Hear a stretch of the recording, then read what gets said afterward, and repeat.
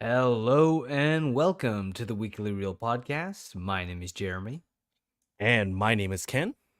and let's fucking go. We are in the finale of season 7 of the Weekly Reel Podcast. And Ken, guess what we're talking about today? I don't know. What are we talking about today? More Glenn Powell. No, I'm just kidding. No, I'm kidding.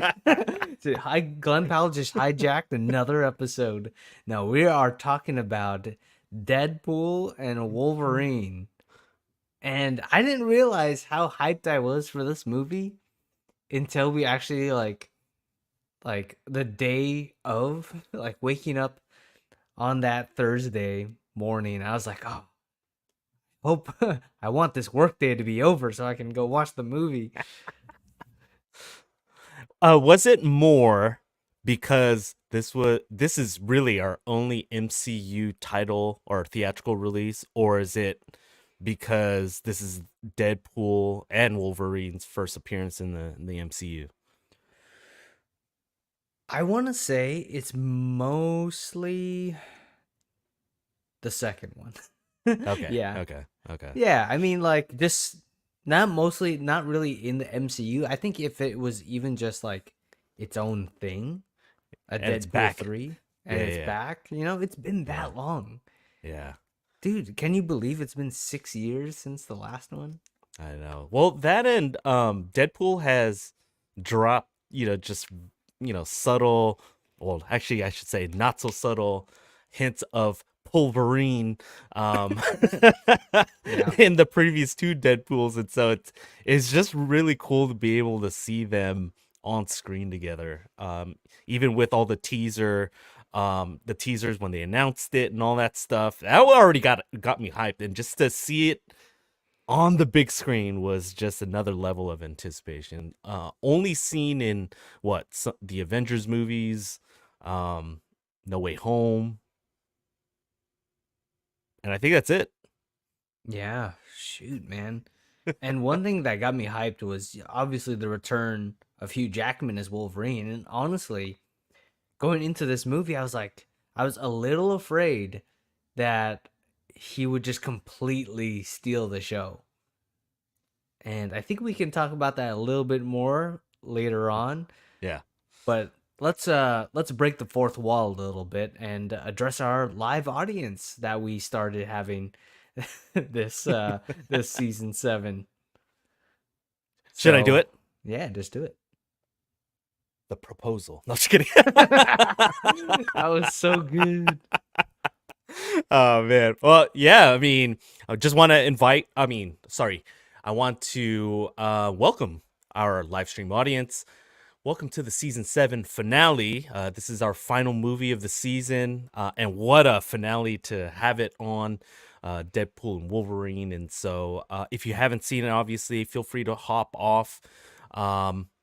We will actually be talking more MCU in part 2 in the soup du jour. So feel free to time it out in about an hour. Try to check to see if we're still live. And yeah, obviously we will be talking spoilers. So, but if you have seen this movie and want to engage both Jeremy and I and comment on the live stream, we will make time throughout the live stream to address your questions or comments.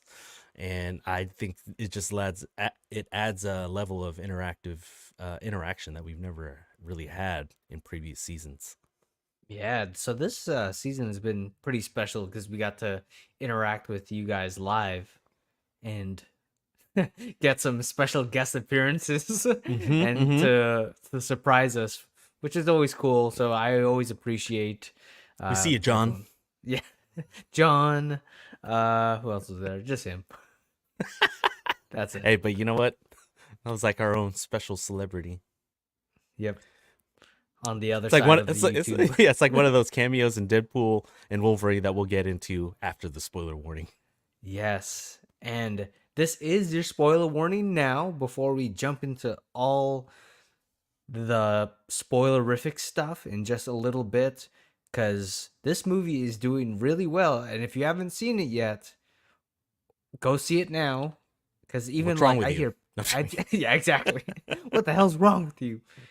Feed into the capitalism right now. um, okay, so Wade Wilson returns as Deadpool as he recruits Wolverine to save his universe from being deleted Yeah, in this movie. yeah. So, Ken, there's a lot that happens, and I want to jump straight into it because I don't want to spend too much time with the, all on the setting We up have a stuff. lot to cover. Yes, we have a lot to cover. So I'm going to try to get things out as fast as possible. And starting with the double feature, this is our last double feature of the season. And if you don't know what it is by now, I'll tell you right now. Ken is going to ask a question that I don't know he's going to ask. I'm going to ask him a question he doesn't know I'm going to ask him. And so that's going to be a little fun. Ken, me being the host today for Deadpool and Wolverine, I'm doing a little bit of an audible. Uh-oh. And so you are going to go first Oh, in okay. asking me the question. Well, there you go. Because usually the second half of the double feature usually has two questions, just in case. So I'll ask you, I guess, the first question, and mine is very straightforward, just because I don't know. I feel like if you go to a Deadpool movie, one, you're gonna get like funny comments, so you're kind of going there for the comedy, but two, the action, and so. Yes, for my half of the double feature, I'll be talking about the action, specifically with the fight scenes. Which one was your favorite? Dude, easy. I already know. It's the opening sequence. Set to InSync's Bye Bye Bye and fighting with freaking Wolverine's adamantium skeleton. First, he takes off one of the floating ribs, which I think is obviously one of the easiest ones for him to pull off, and just start tossing around. Dude, when that fight scene freaking started, I was like, this could be one of the greatest MCU movies. It's like, this could even be the best Deadpool. It was a strong start. It set the tone for the rest of the movie. I might even say it was the best scene in the entire movie, arguably. So it went downhill after that? No, I'm just kidding. Not Just necessarily. kidding. But in terms of action sequences, the choreography, the camera work, especially the choreography, how creative it got. Because we knew Deadpool was going to be uber violent, and I always forget how acrobatic Deadpool is. Mm-hmm. And so some of the moves that he does it's irreverent, but cool to see. Yeah, no, I love that, just because you get a lot of references. Obviously, Deadpool. Actually, you know what? This is actually something that I didn't know until literally today. And I completely forgot, just because it's been so long since I've seen X2. But in X2, was it 2003, if I'm not mistaken? X2? I think so. In that movie, Wolverine, I want to say, complains about Bye Bye Bye playing in the background. Oh, shoot, yeah. And and Deadpool literally, I don't think it was an accident. Ryan Reynolds decided to obviously desecrate his remains from 2017's Logan, even though I think in the lead up to this movie, they were say, "Oh yeah, we're not gonna mess with Logan, or we're gonna pay homage or whatever. We'll pay our respects, and then we're not gonna." And that's exactly the opposite of what they do. Yeah. And literally, they dig up his grave. And just use his all 206 or what 207 bones. If you're watching Gossip If you're Girl. watching, I love that reference with Yeah. Blake Lively. I had no idea that she was in Gossip Girl because I've never seen it. Yeah, I've never Maybe seen it might be on my one last thing later. Nah, I'm just kidding. Of course, Ryan Reynolds would say that. Yeah, I love it though. He's just supporting his wife.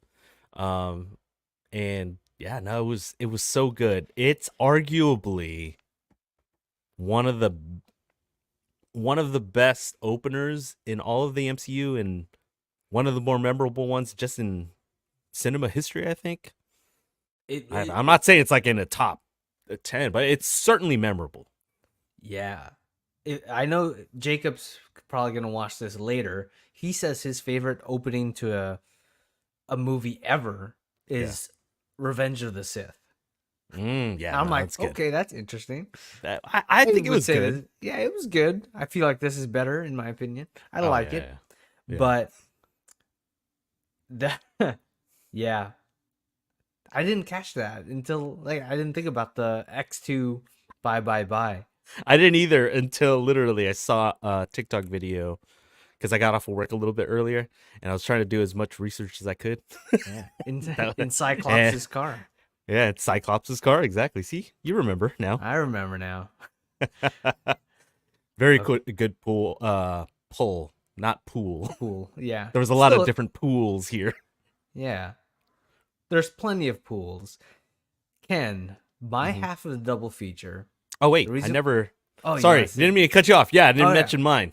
Oh yeah. Oh yeah. I thought. Go ahead. Go ahead. Yeah. I love that one.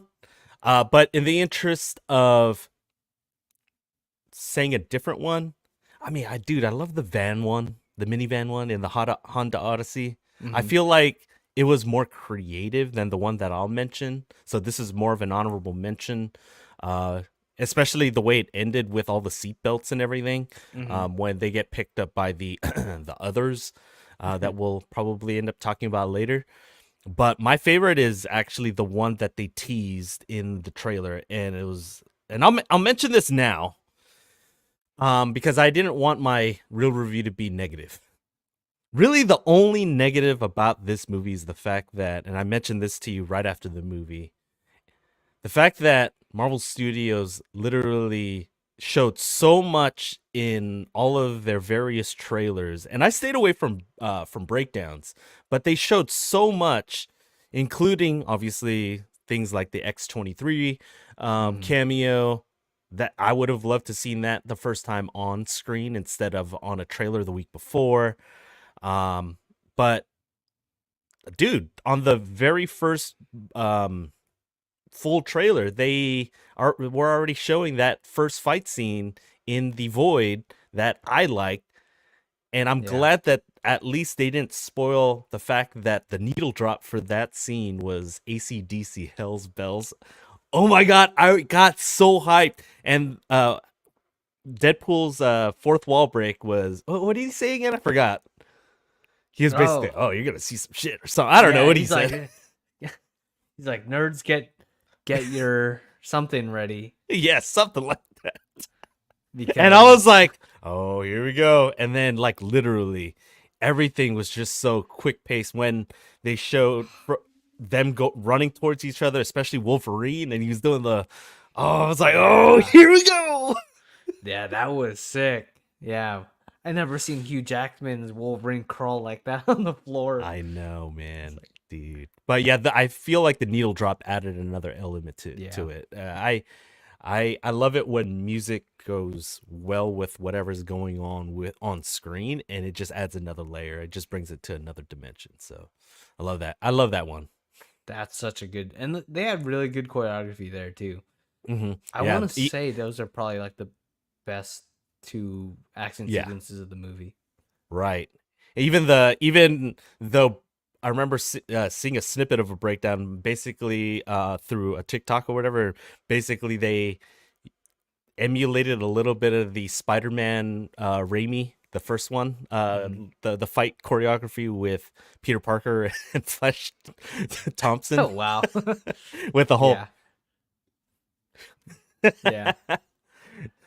So I would have, again, loved to have seen that fight sequence, maybe in lesser snippets in the trailer, but they showed a little too much again. So I gotta keep Kevin Feige. I gotta keep him in check. Yeah, and for whatever reason, the first time we were watching, I didn't realize they said that they would give Deadpool adamantium swords, Hmm.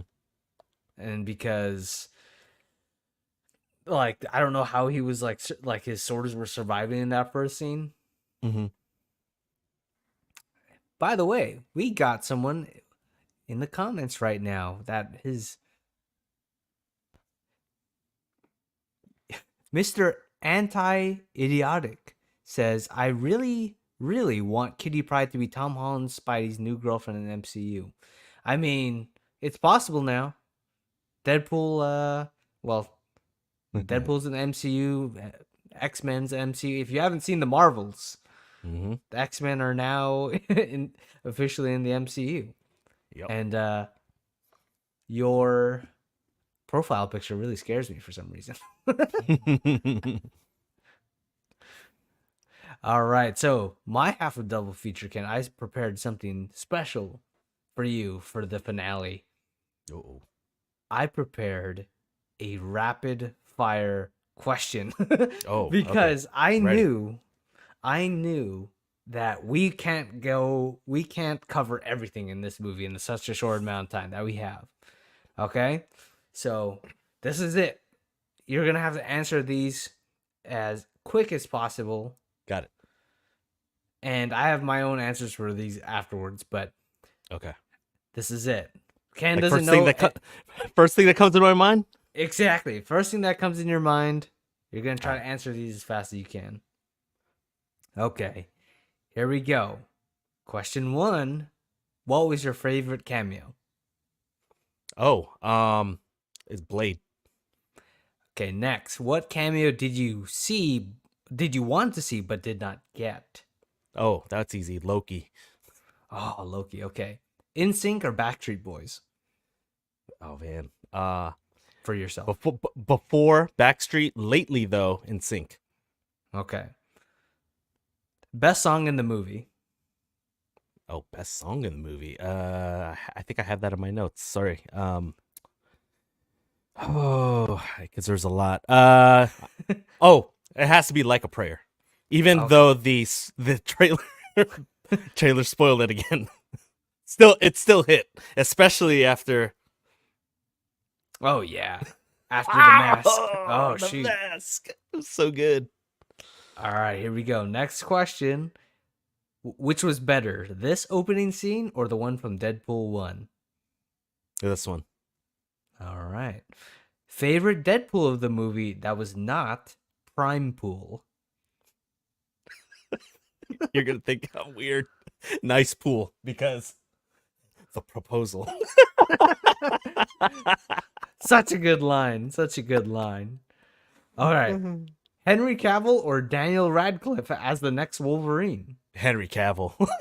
There you go. What are your top 3 Wolverine appearances, including this one?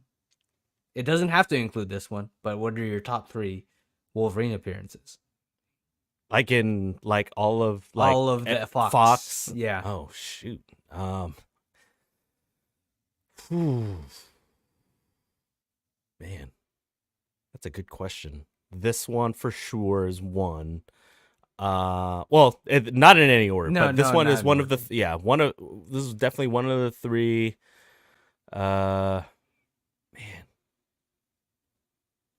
X-Men what was that Origins? second? What was the second one after that one? Is it After X-Men Origins? Yeah, The Wolverine? the Wolverine? Yeah, I like the Okay. Wolverine. And Any of the X-Men movies? yeah, for the first X-Men. Okay, first X-Men. Yeah. Okay, sounds good. Last question. Why do you think Thor was crying? I'm thinking.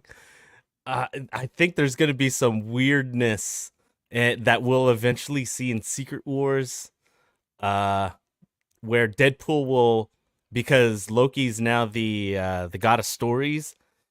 Deadpool will kind of take his place because wow. it looks similar to what do you call that? Dark World? Dark World. Yeah. So we'll revisit certain things again, like in Endgame a little bit. Yeah, you know what I noticed in that scene too was like Thor had the scar on his eye. I was like, what? I didn't notice that. Yeah. But yeah, there you go. That's my rapid fire question for you. That was a lot. Ooh. Yeah. Okay. Now I kind of want to know what your answers are. Okay. Before I get into mine, Mr. Anti-Idiotic, I did not know that Peter and Kitty dated in the Ultimate Universe. Good little tidbit. Might research that later. My answers to my rapid fire. Favorite cameo? Gambit. Yeah. There we go. Cameo that I wanted to see but did not get. Daredevil, Ben Affleck. Oh. Yeah. Actually, can I give an honorable mention? Yeah. I wanted to see John Favreau as Foggy. I think I mentioned like half the thing. Yeah. Forgot about that one. Dude, if Ben Affleck and John Favreau just came out as Foggy That would've and been- Daredevil, that would have been sick. yeah. NSYNC or Backstreet Boys? I have to go stick with Backstreet Boys. Just grew up with them more. Yeah, I'm the same, but I feel like just lately, Yeah. we've seen more in sync. I don't know if it's because they've only recently reunited, I guess, a little bit because Mhm. Justin never wanted to do it. Yeah. I think he's trying to use the other guys. Jeez, what's wrong with you, Justin Timberlake? Best song of the movie? I went with Avril Lavigne's "I'm With You." Yes, I was like, it brought me back to Smallville. Always got. I have that actually in my notes. Nice. I knew it. Where's the red truck, man? I know, seriously, in the middle of a tornado with Glenn Powell. Wrong universe. Wrong universe. Which was better, this opening or Deadpool 1? I also chose this movie's opening. Yeah. Favorite Deadpool the movie that was not Prime Pool? I also chose Nice Pool. Sorry. Sorry. Sorry. Yeah, that's sorry. the Canadian Damn it. accent was so good. Freaking shoot. Prime Pool. Damn it, mother.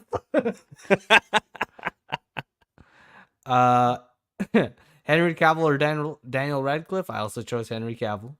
Although I think Daniel Radcliffe would be more comic accurate. I love the fact that we got a 5'3" version Yeah. of Deadpool. Was it at the dive bar or whatever that was? Yeah, it was like the first Wolverine to appear. Yeah. That was funny. That was good. My top 3 Wolverine appearances. I'm surprised you didn't say this and probably forgot. Logan. Oh, freaking sorry. Yeah, Logan, sorry. I said Duh. Logan, this, and X2. X-Men Okay. United. Yes. Okay, so in that case, sorry, forgot about Logan. That's don't use that first clip. I forgot about Logan, but yes, when you put me on the spot, man.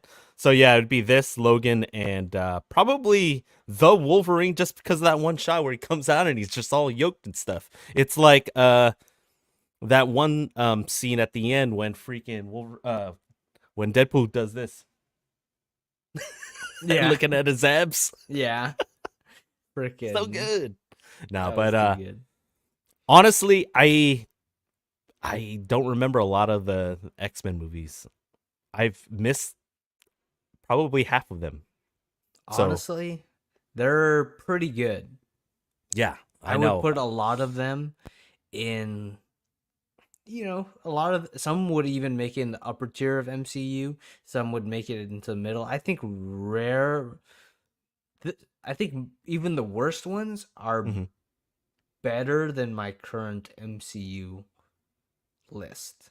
Except for maybe, I think even X-Men Origins Wolverine. But hint, for part 2, we're going to be talking about our MCU ranking. So that's in a Yeah, little bit. I'll mention this part of the topic again in part 2 also. Yeah, it's more like towards the end of part 2. Anyway, go ahead. Sorry. Okay. Last question for my own self. Why do I think Thor was crying? I would say sometime in the future, maybe even like a Secret Wars. Um, Deadpool's gonna supposedly make a noble sacrifice to save Thor, even though Thor didn't need to be saved. Like he's gonna jump in Mm. front of a bullet for him, but I feel like it's gonna be more for a gag than an actual like something that drives the story. Mm. Yeah. Interesting. Okay. And do you think it'll be like in like towards the end of Secret Wars, or it'll be like in the middle or something like that?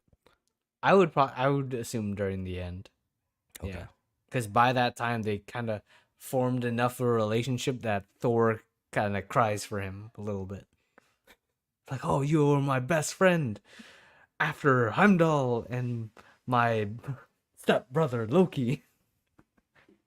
Why am I picturing Ragnarok in the beginning with Matt Damon Yeah, with the bendy horns? exactly. No. Oh um, shoot, that's too good. well, that's it for my super rapid fire of the episode. So let's jump into the dailies, Ken. Hmm. I know that there's a lot of stuff in this movie that we need to cover. So, what are some of the Yes. things that you want to talk about? Well, I mean, we were on the topic of cameos, I guess. We mentioned a few of them. They're more just kind of also quick hitters, and I mean, I won't say that your rapid fire kind of stole my thunder with the dailies, but I can pivot. Um, One of the things when Gambit Channing Tatum showed up, first of all, dude, his look was so accurate. I was like, Mhm. holy crap. I feel like this is probably one of the most comic accurate like costumes that I've seen. Am I forgetting any other ones? I mean, besides like the Wolverine costume and the Deadpool costume, I guess Spider Man. You Mm-hmm. know, Yeah. like other than that, freaking the way it like hugs his face, the whole Mm-hmm. hair swooping The hair over. swooping over. Dude. Honestly, like when you look at Blade and Elektra's costume, you knew all the money went into Gambit's costume. I mean, their costumes were fine. They were similar Yeah. to what they wore in the What? past, Right. but you can tell that the costume department went all out for For Gambit. Gambit. Oh, I know. Well, I mean, it was his first appearance. It was like he was born in the void. Yeah, Love I that. was born ready. No, I came out shooting from my That dude. was so good. His like the deadpan delivery from Channing Tatum with the kind of French Louisiana. Yeah, the Cajun accent. Yeah, yeah. Yeah, it was so good. Um, One last thing on the Gambit, and I'm sure you may have thought it, but one of the things I was thinking of when obviously Deadpool was making fun of the fact that we couldn't really understand what he was saying because he was talking so fast and with that thick accent. I know a lot of people were thinking it in the movie theater, but I was thinking, my name is Jeff. Yeah, I was like, it's like, hey man, what's your name? My name is Jeff. My name is Jeff. Trying to disguise who he is. Shoot. That was so You got good. anything else for? You got anything for the dailies? I mean, I have a few just other random stuff. Okay, like you said, I didn't want to go super negative in my real review, but also I'll mention it here. Okay. I think this is the worst one out of the three. Really? I think so. Oh, sorry, not the worst one. Sorry, the worst story out of Oh, the three. okay. I was about to say. Yeah, sorry. Gotta gotta watch my words here. Yeah, it's the worst story out of the three. It's Mhm. kind of like the Dark Knight trilogy, Yeah. right? It's like they're all good, but the Dark Knight Rises was clearly the weakest story out of the three, and I felt like that was the same for this movie. Yeah. I think it's because they had to incorporate the multiverse, and as we all know, the multiverse has been a lot of hit and miss, a lot Yeah, of miss. A lot more mess than in the Infinity Saga. Yeah, and according to Deadpool, um, you what they're joining at a low A low point point. in the MCU. That was so good. That was very good. That's a bold joke, Yeah, no. considering they're in that universe now. Kevin Feige lets them do that joke. I love it. I love it though. I love it. Yeah. It's super meta. Obviously, it's kind of poking fun at themselves, and like maybe they got a little too cocky with, oh, we could put out anything and we're gonna make close to $1 billion or more than $1 billion on anything that we put out. So Mm. maybe it's just now they're gonna be focused on like fewer projects with better quality, the whole quality over quantity thing now, instead of the what it's been, the last 3 years since the pandemic, when we started up again and like literally got bombarded with all all this IP within a short amount of time. Yeah, yeah. I hope because the next Marvel or MCU thing is it's not Falcon and Winter's not Falcon. Captain America Captain America. Brave New World. There's some shows, right? Like Hmm. Agatha, I think. I think Agatha's next, if I'm not mistaken. I'd And have to look that up. then yeah. But in terms of movies, it's Captain America, right? Yeah. So for the movies, I have it here. It'll be Brave New World in February, and then Thunderbolts right after. Oh, okay. May 5th. So there's going to Thunderbolts. be potentially. Ooh, I don't know if Blade's coming out in 2025, but I think Yeah, I I don't think think so. I want to say it's a Brave New World, Thunderbolts, and Fantastic Four next year. Okay. That's according to Wikipedia, so Mm, take that with a grain of salt. I hope Captain America's good, but Yeah, all the reshoots we talked about that a while back. Hopefully, it ends up good. I hope so too. Just because I don't know, the trailer makes it look good. I just hope that it doesn't get bogged down, uh, like huge chunks of Falcon and Winter Soldier did. Hmm. Yeah, I hope they have a good enough villain compared to the show. Yes, agreed, agreed. I did want to bring up Mr. Anti-Idiotic's comment. Can you imagine the interaction between Taron Egerton's Wolverine and Tom Holland's Spidey? So Taron Egerton, I don't know if you remember who he is from Kingsman. Oh You yeah, know, yeah. yeah, dude, that's actually a really good. I forgot. I wouldn't mind him as Wolverine. They actually, I from an interview I saw, they actually approached him for a role in the MCU. I was kind of hoping he would be like Cyclops, Okay. but he could be Wolverine. But I don't think he would. He's joining at this point if he actually said that he turned it down. Okay. Yeah. Let's see. I mean, I feel like we really haven't talked about the story that much. I mean, you mentioned the fact that it was probably the weakest out of the three Deadpool movies. Like, were there any aspect of the story, good or bad, that you wanted to highlight, especially as it relates to the TVA, Hmm. as it relates to oh shoot, what's her name again? From Cassandra Nova. Cassandra Nova. Uh, Obviously the Void. Like all the Deadpools. I don't know. Yeah. Obviously, we've been talking about aspects of the movie. We haven't really talked about the storyline. Yeah, honestly, some of my problems, I guess, with the story. I mean, besides the overly ex, there's a lot of exposition thrown in There like is. a Yeah. lot of scenes for a third movie. Yeah. Just like Deadpool pointed out, I was like, dang, that's so meta, but you already knew that it was a problem. Yeah. Um, so it was because technically the TVA is also a antagonist, the villain in this movie, with At- Paradox. yeah, at least Paradox little sector. Yeah, right.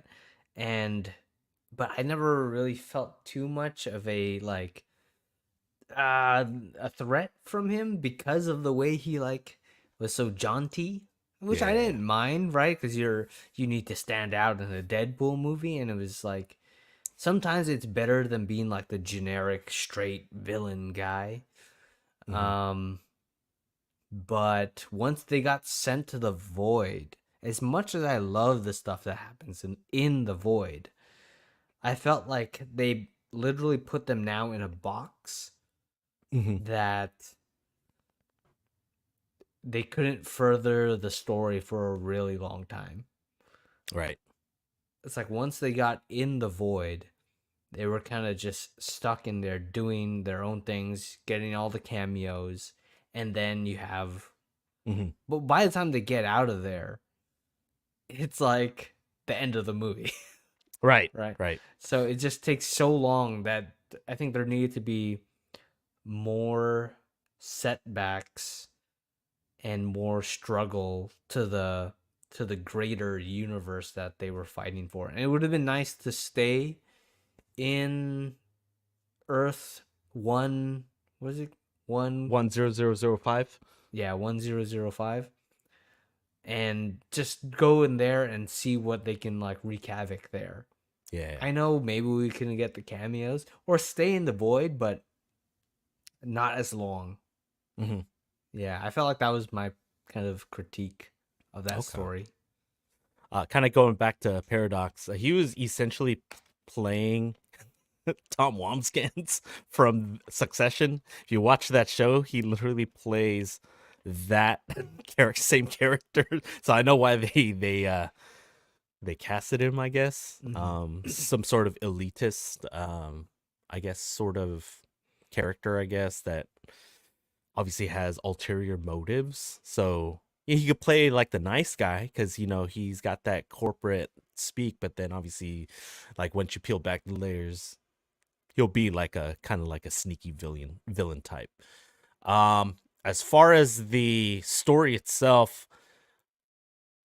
I think because I feel like because we got different versions of, well, obviously Wolverine, and obviously they wanted to highlight the fact that this was the worst Wolverine. They wanted to be able to give his backstory, and I feel like Hugh Jackman did a really admirable job in terms of acting. Yeah. I felt like I truly felt his, like, the weight of his, I guess, error, that like the way Guilt, I everything turned guess. out and his Yeah. guilt. So I felt like that was good. um I felt like they yada yada Deadpool's motivations. Yeah, we got to A see little the bit, yeah. beginning of, obviously the characters that we grew to know and love in the first two Deadpools, minus oh my goodness, who was TJ Miller's character again? Oh, Weasel. Weasel, yeah. Yeah. I forgot if Minus that him. was his I forgot if that was his name in Deadpool or if it was in Transformers 4. He played the same character. Basically, he plays the same character. He's typecast Yeah. for everything. He's just playing himself.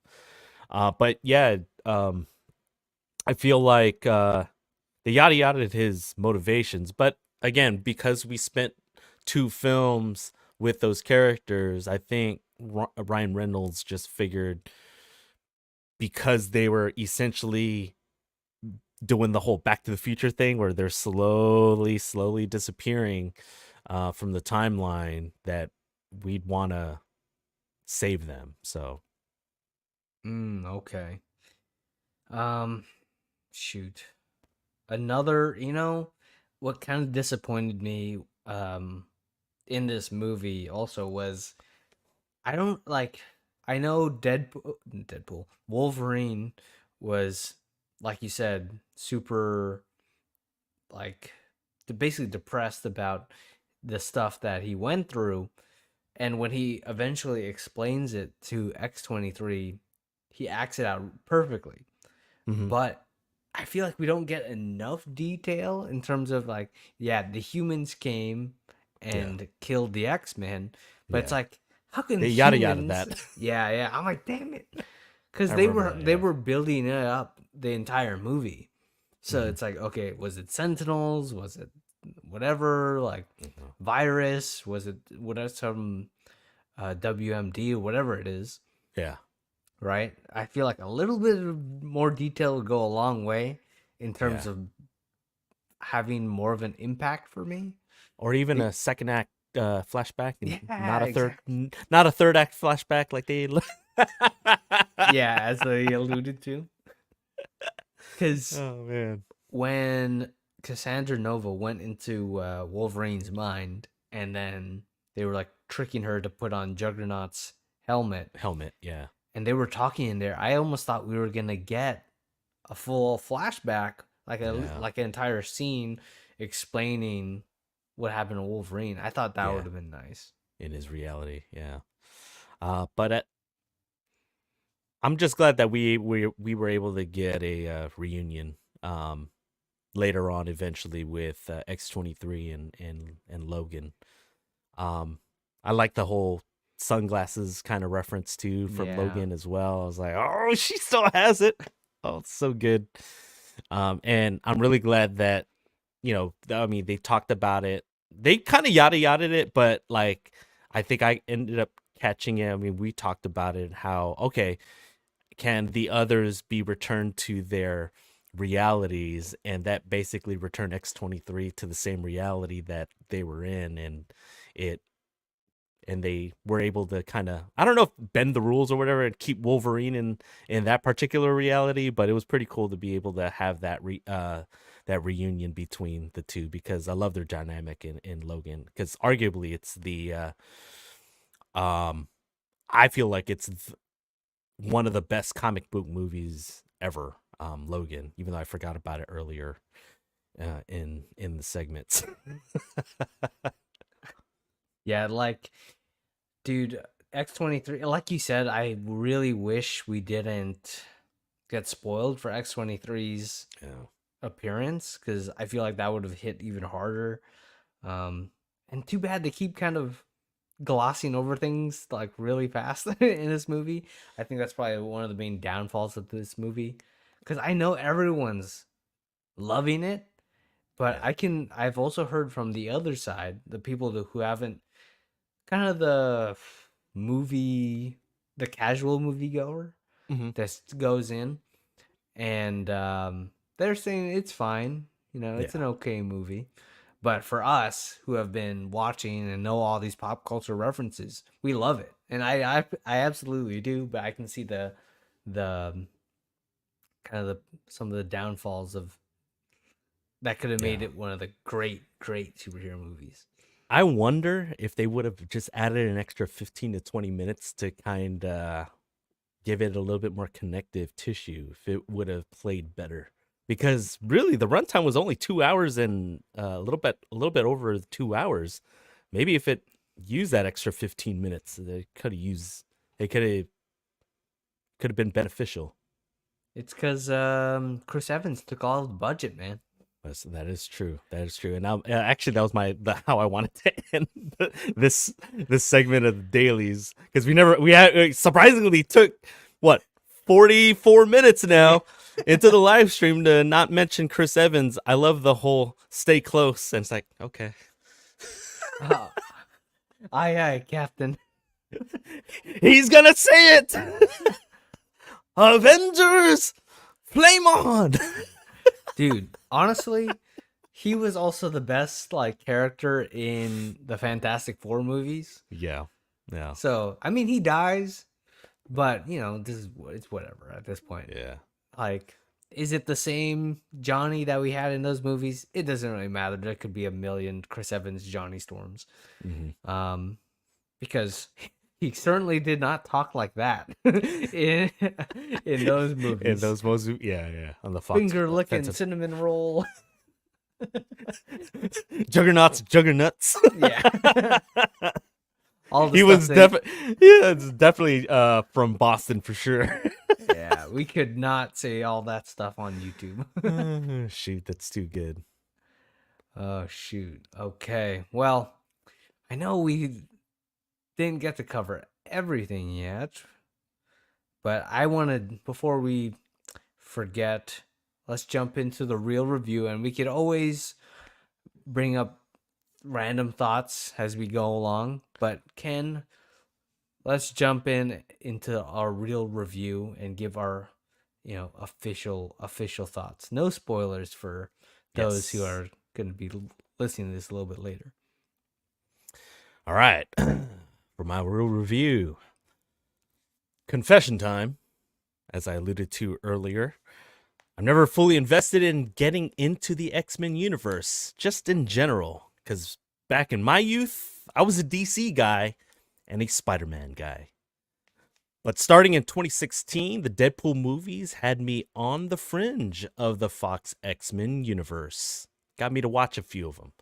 So when Disney bought Fox, it got me hyped at all the possibilities that Marvel Studios could do with the X-Men. And man, the first offering delivered. In Deadpool and Wolverine, you get more of the snappy one-liners and fourth wall breaks we've grown accustomed to from Deadpool.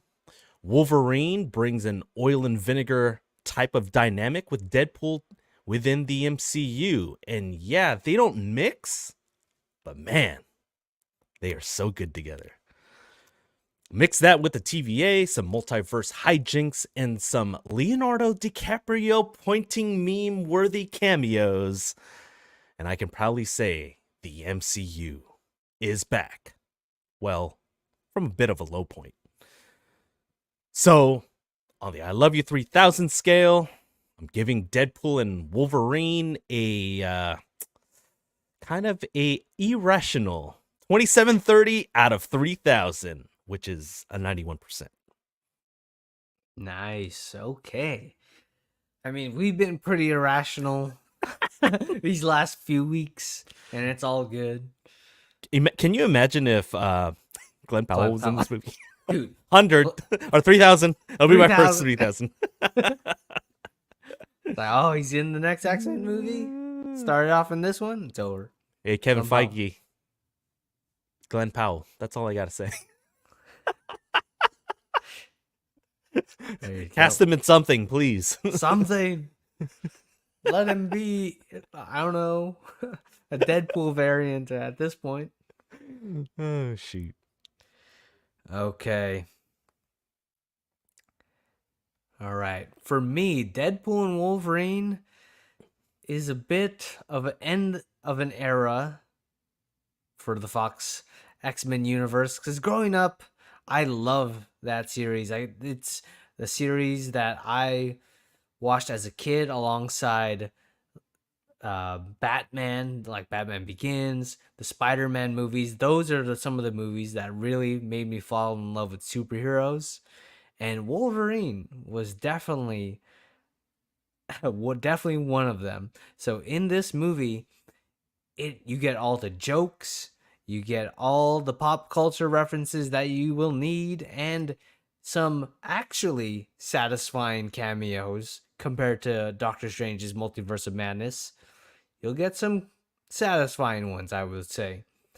Unfortunately for me, there's some downfalls of this movie in terms of its story. It's a little paper thin, but for someone who has enjoyed the long span of the X-Men Fox universe and the Deadpool movies and the MCU, all of that combined basically gets a huge thumbs up. No middle finger from me. Whoa. Yeah, exactly. So I am giving Deadpool and Wolverine a 2610 out of 3000. That's going to be at 87%. Very nice. Feel like we watched the same movie again. There you go. Yeah, we did. It's like we keep watching the same movies, and I don't know what's happening. I don't know. It's like we're watching them sitting next to each other. I know. Sometimes you're on my right and sometimes you're on my left. Oh, On your left. dude, some of the jokes are just so good. When when Deadpool and Wolverine first arrived back to the TVA together, it's like on your left. On your left. It was so good. Like if we spent the entire episode just like recounting some of the jokes, we would be here forever. I think so. I mean, we're going off of, well, I mean, I watched it back-to-back days, so I have one extra viewing more than you, but that was already what, last Friday. I don't remember stuff Yeah, and from like yesterday. most of the jokes are like kind of under Deadpool's breath or kind of just quick hitters, you know? Yeah, yeah. Sorry. Sorry. Yeah. Dogpool was pretty cute, even Dogpool. in a ugly duckling sort of way. Yeah. Basically freaking licking all the way into Deadpool's tongue. Oh, that was That was pretty gross. funny.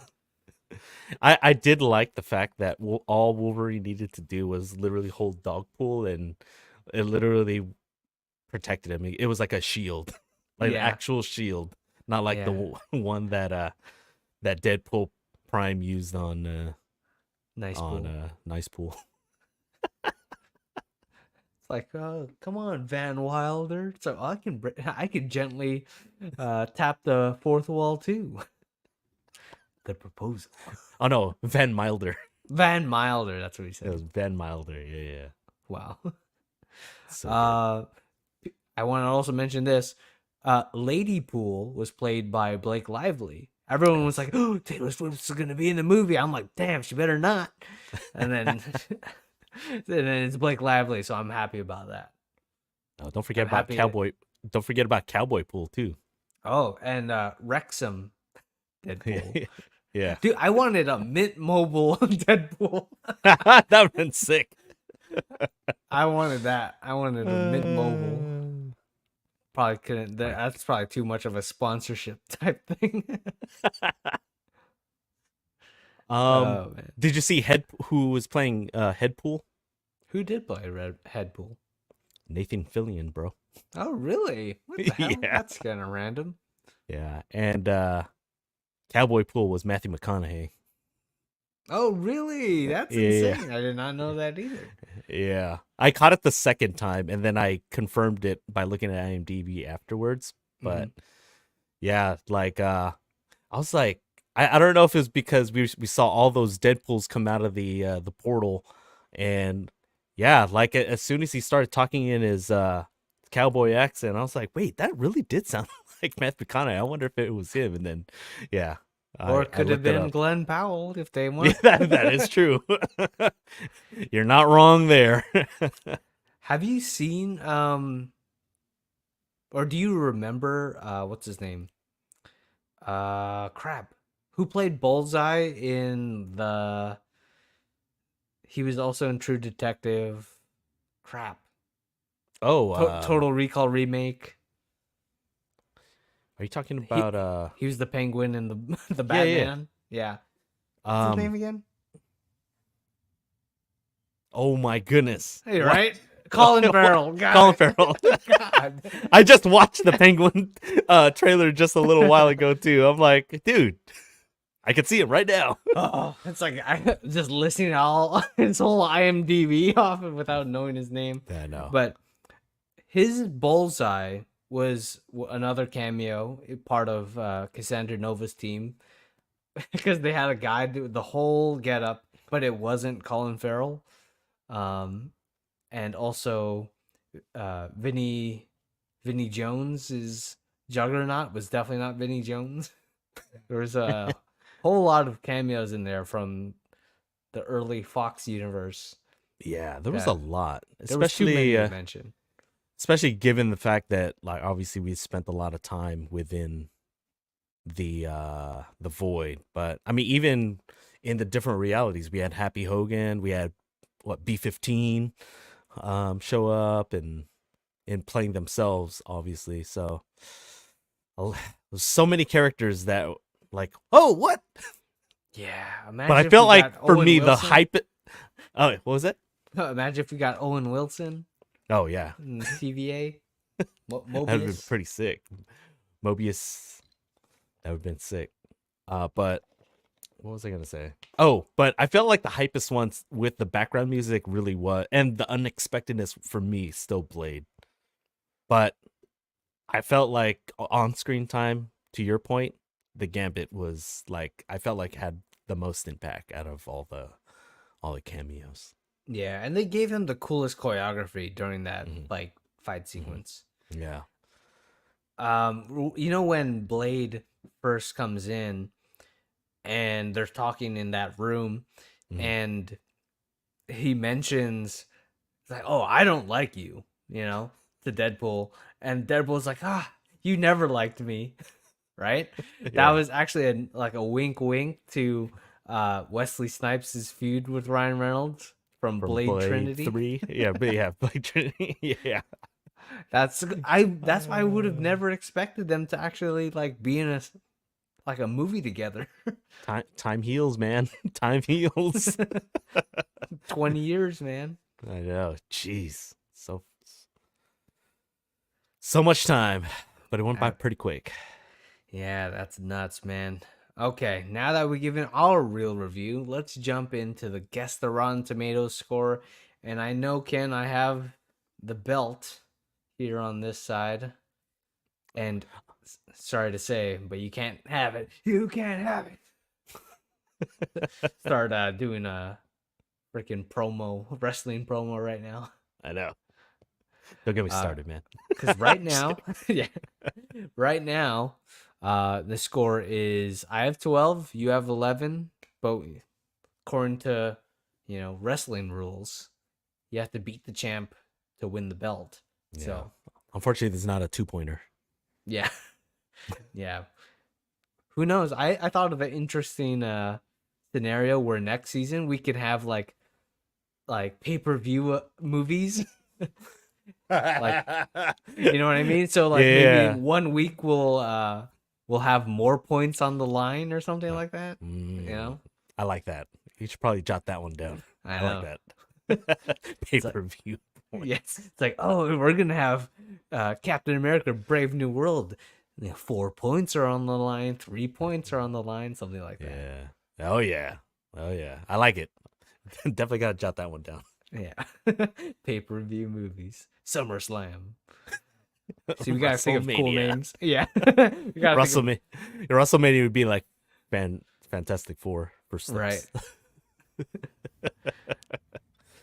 All right, Ken, what's going to be your guess for Deadpool and Wolverine?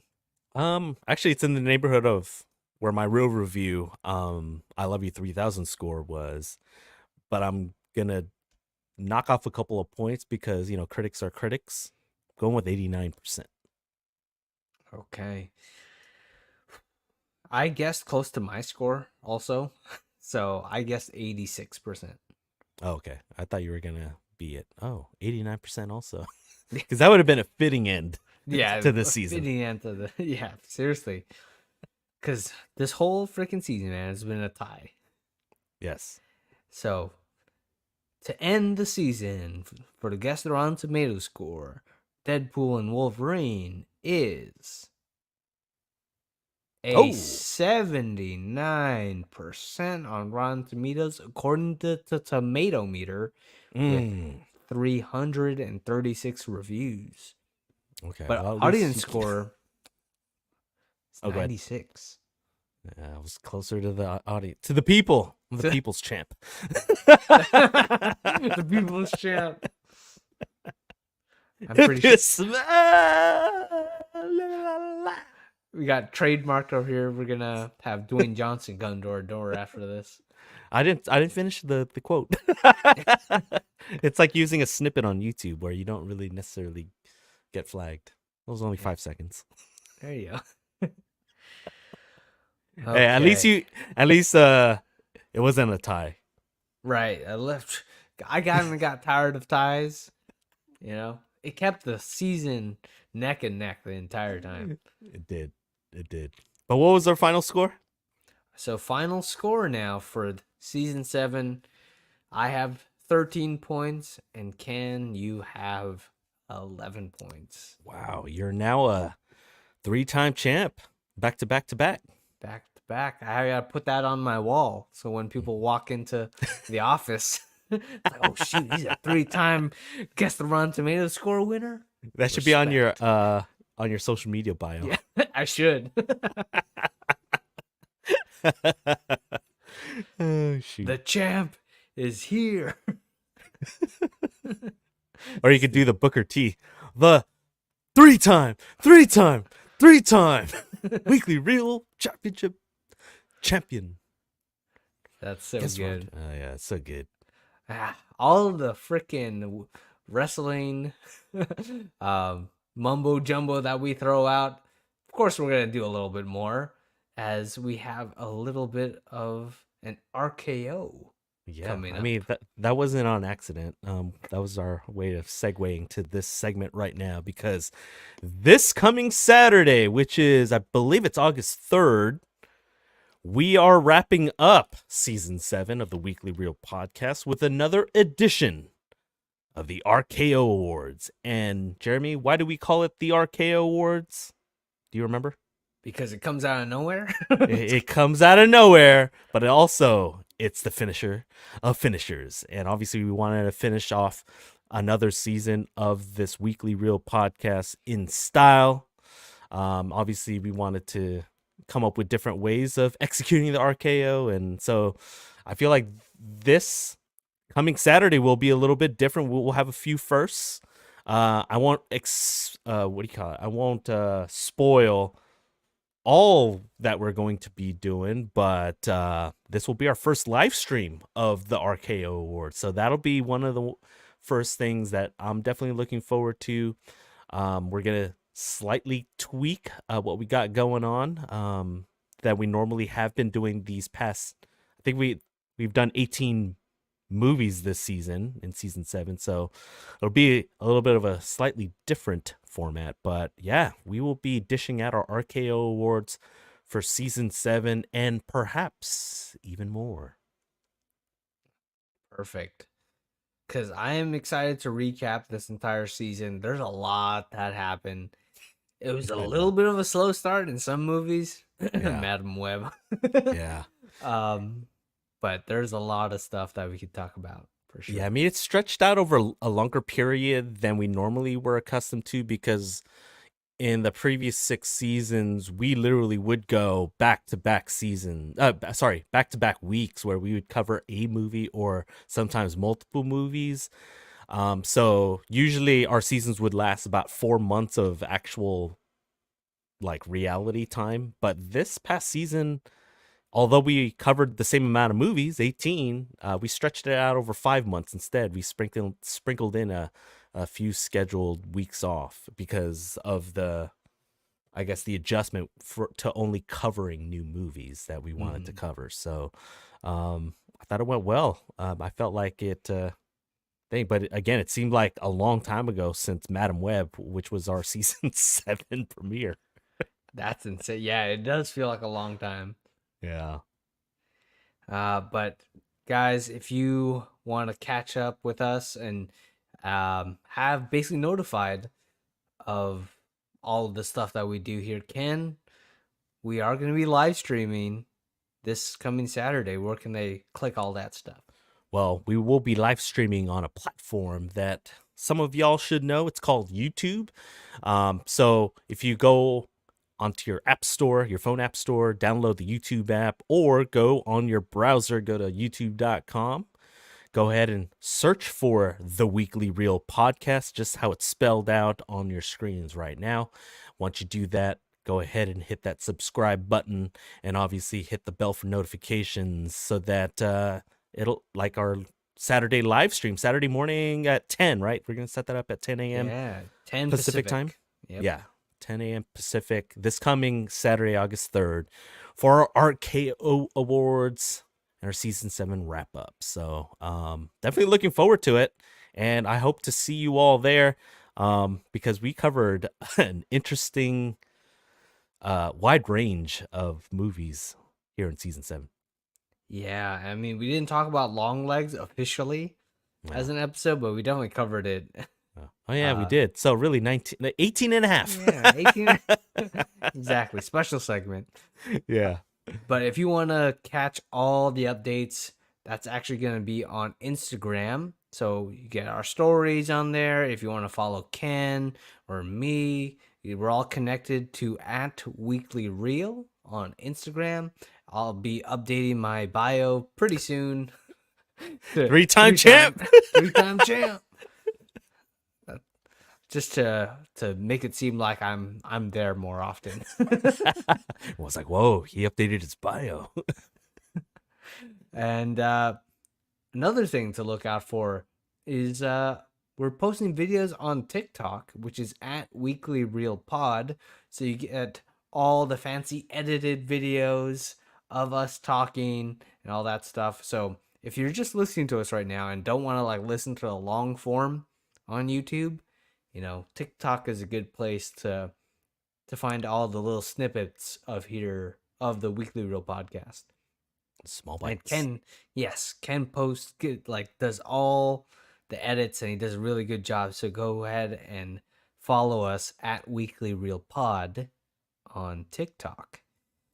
Ken, this is the last movie we are covering this season, so we can cry just like Thor was when whatever was happening with Deadpool. We'll never know, I guess. I guess we'll never know. Why was Thor crying? He was God of Thunder. Yeah, Thor. Another good running joke. So good. But if we missed anything, feel free to leave it in the comments afterwards. Comment us on Instagram, TikTok, all that stuff, or on YouTube. We'll see it. For me, maybe 2 months later, and I'll respond, but I'll definitely respond. Eventually, yeah. Eventually. Ken lets me know through mail. Someone commented. I'm like, okay. And I put it back in the mail. Yes, I spend the postage mail. I have forever stamps. No, I'm just kidding. So shoot. Feel free to comment, and we're always here. Heck, even if you're listening to one of our old episodes, we'll comment right back at you. If you're watching Madam Web, first, why are you watching it? But you know, comment there, and we'll answer you there. But until next time, well, first, we'll see you in part 2. If you want to stay for part 2, we're going to be ranking our MCU films. All 34 of them. All 34 now. But season 7 has been a ride, just like Deadpool and Wolverine. Will we come back, Ken? Probably not. No, I'm just kidding. No. To quote Wolverine, probably not. Until he's 90. Until he's 90. I know. Hey, we both have a ways to way. I mean, obviously I'm closer to that, but 90 is a lot. Yeah. We'll keep doing the Weekly Real podcast until we're 90.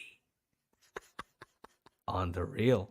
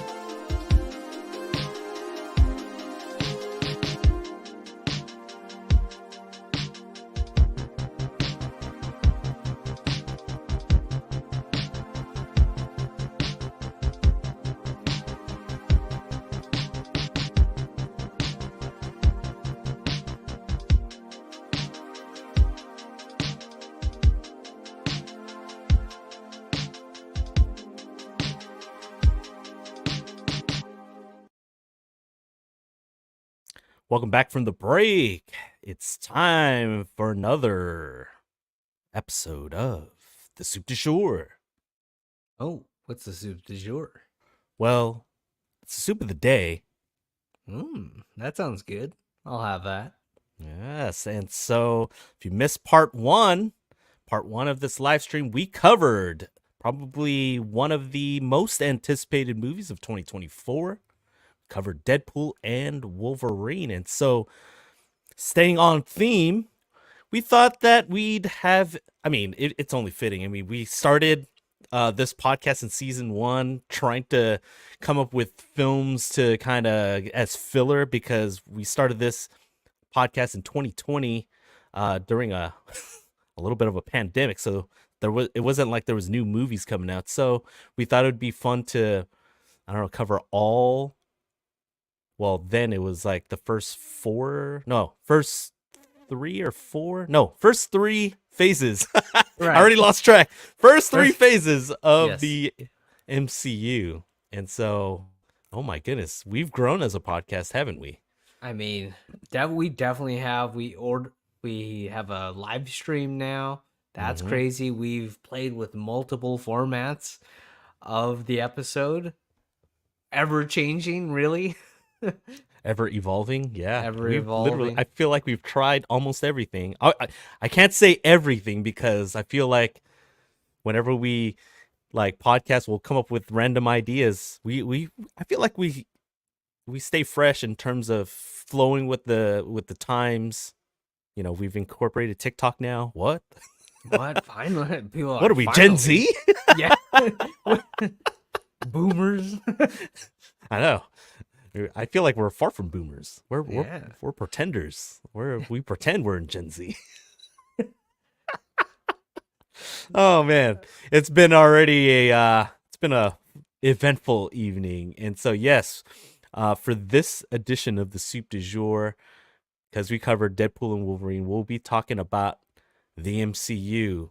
Also, even a little bit later in the simmer, but for the Soup du Jour, the main event, the main course, we will be ranking the 34 MCU movies. I know it's a daunting task, so we'll kind of break it up a little bit.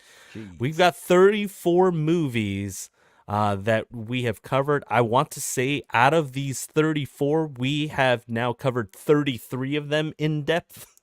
The only one that we have not covered, and it was during our hiatus late last year, we have not covered the Marvels. Yeah, that's true. We haven't covered the Marvels. And honestly, I've only seen the Marvels once, and I remember, you know what? I might mention that in our rankings or whatever. Yeah. But yeah, I mean, figured since we have 34, we'd break them up into, I don't know, little chunks, I guess. And I figured, just so that you're not hearing my voice a lot of the times where I'll probably end up losing my voice, or vice versa with Jeremy, figured we kind of do a little bit of a back and forth. So Jeremy, it's kind of a weird number 34. So I figured with the bottom tier, we'll kind of lump our largest cluster of movies. We'll start with ranking from 34 to 26. And so if you want to highlight one of those movies on why you ranked it, and so on and so forth. And then when we get to the top, when we get into our top 10 in those clusters, we'll highlight 2 movies. All right. So Jeremy will be leading us off, since I'm the host here in the Soup du Jour. But go ahead and reveal your MCU ranking from 34 to 26. Okay. This is a reminder for people. Don't take it too seriously. Yes. Okay? Like, this is just ranking from possibly whatever our current thoughts are right now. If you scroll back on Instagram, there's some old stuff that are constantly ever changing there for sure. And actually, since you mentioned that, actually, I want to preface my list. I'm coming at it with a different perspective this time than each of the previous times. Like, each of the previous times, I've done it one way. This latest time, I'm actually doing it in terms of rewatchability. So keep that in mind. Okay. At least for mine. Here we go. I'm going to list 34 through 26, and then I'll explain one movie. My number 34, and dead last, is Ant-Man and the Wasp: Quantumania. At number 33, Thor: The Dark World. 32, Thor: Love and Thunder. 31, Eternals. 30, Doctor Strange. 29, Ant-Man and the Wasp. 28, The Incredible Hulk. 27, The Marvels. And 26, Captain Marvel. I'm seeing a lot of crossover with my list. Holy crap.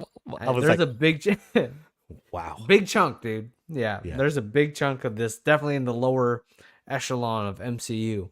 I Okay. do love a lot of them, but one movie I want to highlight is a recent movie because I feel like, you know, people are tired of talking about like freaking Ant-Man or Incredible Hulk or something like that, or Eternals. We're Thor: Love and Thunder and Thor: Dark World. I didn't know which one to put above the other, but I'm putting Love and Thunder up above Dark World for now. But for some reason, I had inkling that I need to rewatch Dark World, and I'm gonna do that pretty soon. I feel like, and we'll see if that ranking stays the same. Because Love and Thunder is pretty bad, but I remember Dark World's villain is horrible as well. Yes. I mean, we named the weekly reel award after it. The Malekith Award for most hated character, just because it wasn't even like hated as, oh, he was a good villain. It was just hated because he just sucked and he was boring as hell. Yeah. It was really bad. Yeah. Well, my 34 to 26, again, for my list and my list only, it's more of a rewatchability thing. So mine will be a little bit different, but you're going to see a little bit of crossover, at least in this first grouping of MCU movies, because number 34, I have Ant-Man and the Wasp: Quantumania. What the hell? Number 33, I have Eternals. Number 32, I have Ant-Man and the Wasp. In a very huge upset, this is the highest I've ever had Thor: The Dark World at 31. In all my previous iterations, literally every time we ranked probably at least 10 times or something like that. It's always been last. But I feel like, now that I think about it, again, coming from this is not my movie that I'm highlighting, by the way. The rewatchability due to Endgame, I think it redeems it a little bit. So Thor: The Dark World 31, The Incredible Hulk at 30, Black Widow at 29, 28, I have Thor: Love and Thunder. 27, I have Doctor Strange. And number 26, I have Thor. And so the movie I want to highlight is Ant-Man and the Wasp: Quantumania. The reason why it's dead last for me, one, it had expectations. Mm-hmm. I was looking forward to it. I want to say, and I'm proud to say this, but I'm a little ashamed that I'm going to be saying this, but I think we were talking about anticipated movies, and I felt like, I think I remember, I forget what my specific words were, but I think I mentioned something about, my dark horse for most anticipated upcoming MCU movie was Quantumania, because I wanted to see Jonathan Majors as Kang the Conqueror. And actually, that part of it, I feel like was right. I feel like him and oh my goodness, Ant-Man, Paul Rudd, yeah, they were the best two parts of the movie, but they were exposed to really crappy writing, and no good amount of good performances can save horrible writing. And so the fact that Kang the Conqueror seems like it's just like literally being pruned in real time makes this movie like worthless, and it's got the lowest rewatchability for me. It's like, why would I ever watch Quantumania ever again? So that's why it's number 34 for me. Okay. Should I start Yes. the So it'd be next batch? we'll do batches of 5 from here on out. Okay. So and then highlight one movie for this round as well. Sorry. All right. My number 25 is Doctor Strange in the Multiverse of Madness. 24, you got Thor. Number 23, Guardians of the Galaxy Volume 2. Number 22, Iron Man 2. And number Okay. 21, Black Widow. No arguments for me. Nothing too far from my rankings. Do you want to highlight one movie? Yes. Doctor Strange in the Multiverse of Madness, rewatched recently. I think this is a solid place of where to put it because it is that barrier in between like the lowest quarter of the list. Mhm. It's a okay movie, but it's like doesn't really satisfy anything. That's why I feel like watching Thor. I love Thor character, Guardians. You get an Iron Man, you got Black Widow.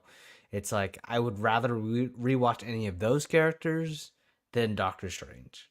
Mm. Okay. Okay.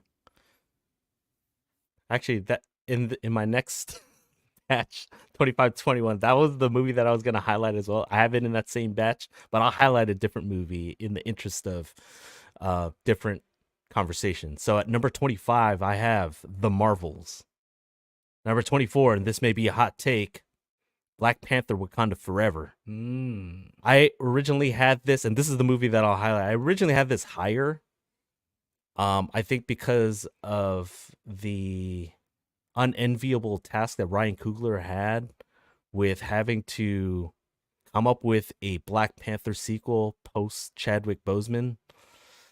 I actually, in the moment, liked the movie. It's just, again, for rewatchability, I don't know if I would find the time to want to rewatch this movie unless I wanted to feel nostalgic about Chadwick Boseman as T'Challa and obviously Chadwick Boseman as an actor, because man, like I don't know if I would want to watch a comic book movie to kind of be in the fields. I felt like it's a really good story. Yeah, there's some slow parts. There's a lot of exposition or whatever, and it's got some good elements to it. But in terms of rewatchability, I don't know if I would kind of come back to the well to Black Panther Wakanda Forever to just watch on a random Thursday night or Wednesday night like it is tonight. So, but yeah, that's why I have it this low at 24, whereas before I had it a little higher. Number 23, I have Captain Marvel. Number 22, I have Doctor Strange in the Multiverse of Madness. And at number 21, I have Ant-Man. Oh, Ant-Man. I was Yeah. like, okay, just Ant-Man. Yeah, I already have the other two Ant-Man in the lowest tier. Right. Do you want to go ahead now with your rankings of 20 through 16 and then again highlight one film? Yes. At my number 20, we just mentioned it, Black Panther Wakanda Forever. Number 19, Avengers Age of Ultron. Number 18, Iron Man 3. Number 17, Ant-Man. And number 16, Spider-Man Far From Home. Okay. One thing I want to mention, Ken said all the stuff I agree with for Black Panther, so I'm not going to talk about that. Okay. Talking about Spider-Man Far From Home.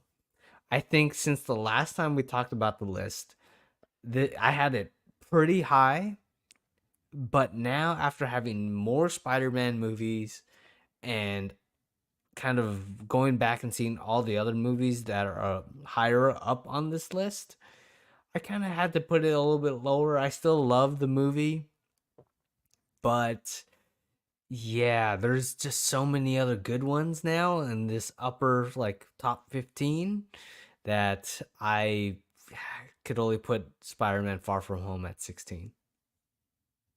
I believe it.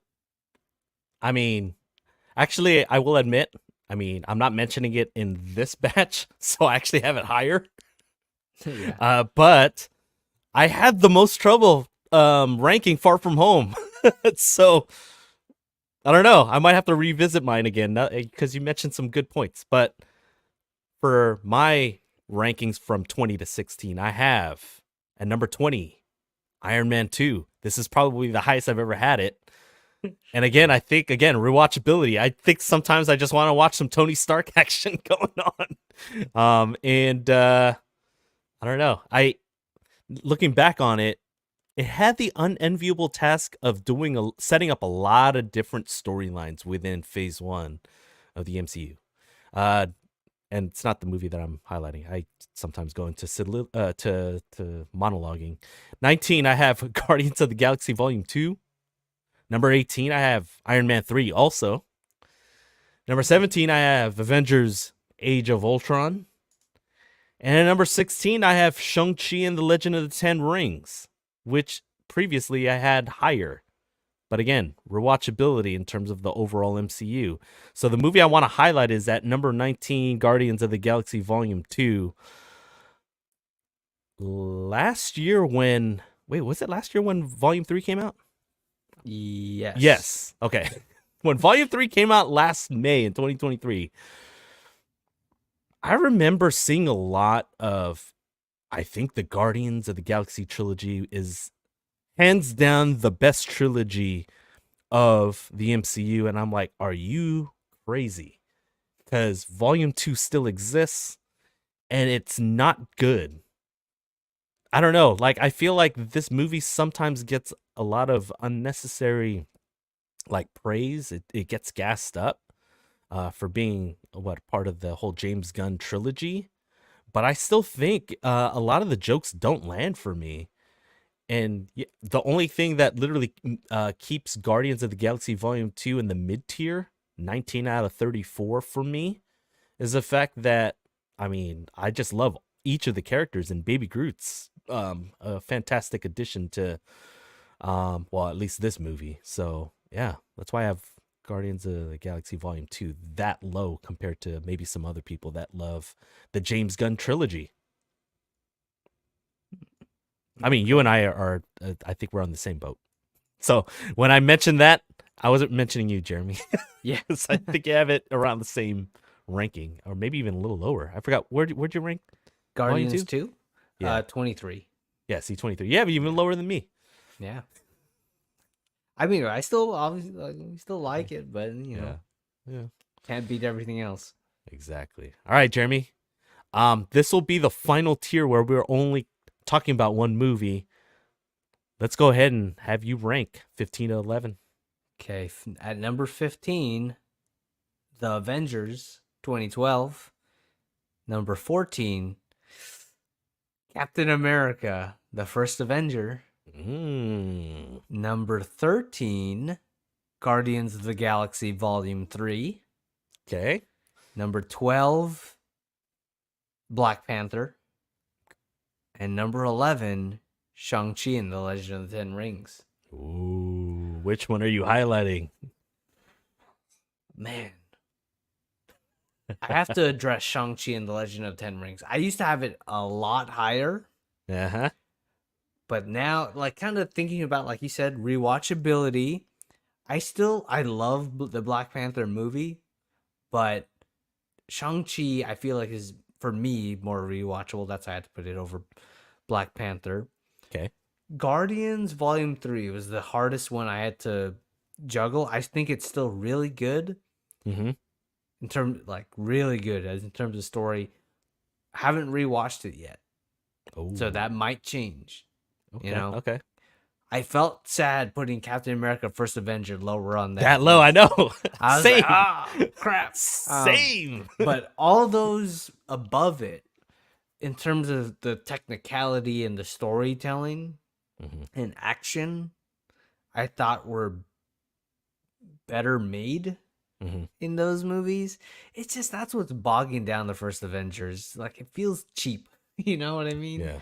Compared to the other movies, but it has heart. It really does. I mean, let me address your Shang-Chi comment a little bit. I actually dropped it way down. I used to have it hovering around top 10, 11, somewhere around that time, that ranking. The reason why I dropped 16 is like I feel like it's been disconnected from everything because obviously the connection when it first came out was to the original Iron Man with the 10 rings, and obviously Iron Man 3. Minor spoiler alert. Figure out which one, why that is. But I feel like maybe that ranking will change depending on if and when we ever get that Shang-Chi sequel. So, but nowadays when I'm watching the MCU, I feel like I'm so limited on time. I kind of want to watch the hits a little bit, or anything that is setting up the hits. And so, if you've noticed, I feel like a lot of the stuff that I've ranked higher is like stuff that's related to the Avengers movies, Right. That's and true, not huh? the adjacent stuff that they try to introduce, which is most of the new stuff. Yeah. Oh man. Totally Well, agree. anyway, my 15 to 11, I have Spider-Man Homecoming. Number 14, Spider-Man Far From Home. Number 13, Captain America, The First Avenger. Number 12, I also have Black Panther. And number 11, I have Guardians of the Galaxy.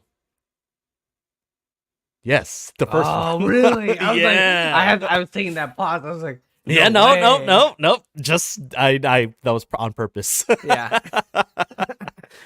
But yeah, I wanted to highlight the first Avenger. I also was sad that I have this ranked a little bit lower than I used to. But every time I watch the first Avenger, it's literally the foundation that holds up all of the team up movies, all of the Avenger movies, et cetera, et cetera. I feel like it's so underrated. It's such a good origin story. And I mean, to this day, I feel like it's one of the more important movies. I feel like it's a Yinsen Award winner for the MCU ranking because it's without it, I feel like none of the other stuff like hits as hard as it ultimately ends up hitting. So, um, the first Avenger, I think both you and I, we love that movie. Yeah, we have a soft spot for it for sure. Yeah. All right, Jeremy, we're hitting our top 10. Let's go with 10 to 6, and then go ahead and feel free to highlight 2 movies this time because we're in the end game now. Yes. Exactly. Okay, making it at number 10. We've got Deadpool and Wolverine. Whoa, okay. I don't know if this is recency bias, Okay. like that it's gotten here this high. Yeah. Well, I haven't mentioned Deadpool and Wolverine, so it also made my top 10. Yeah. We'll leave it at that. Number 9, Spider-Man Homecoming.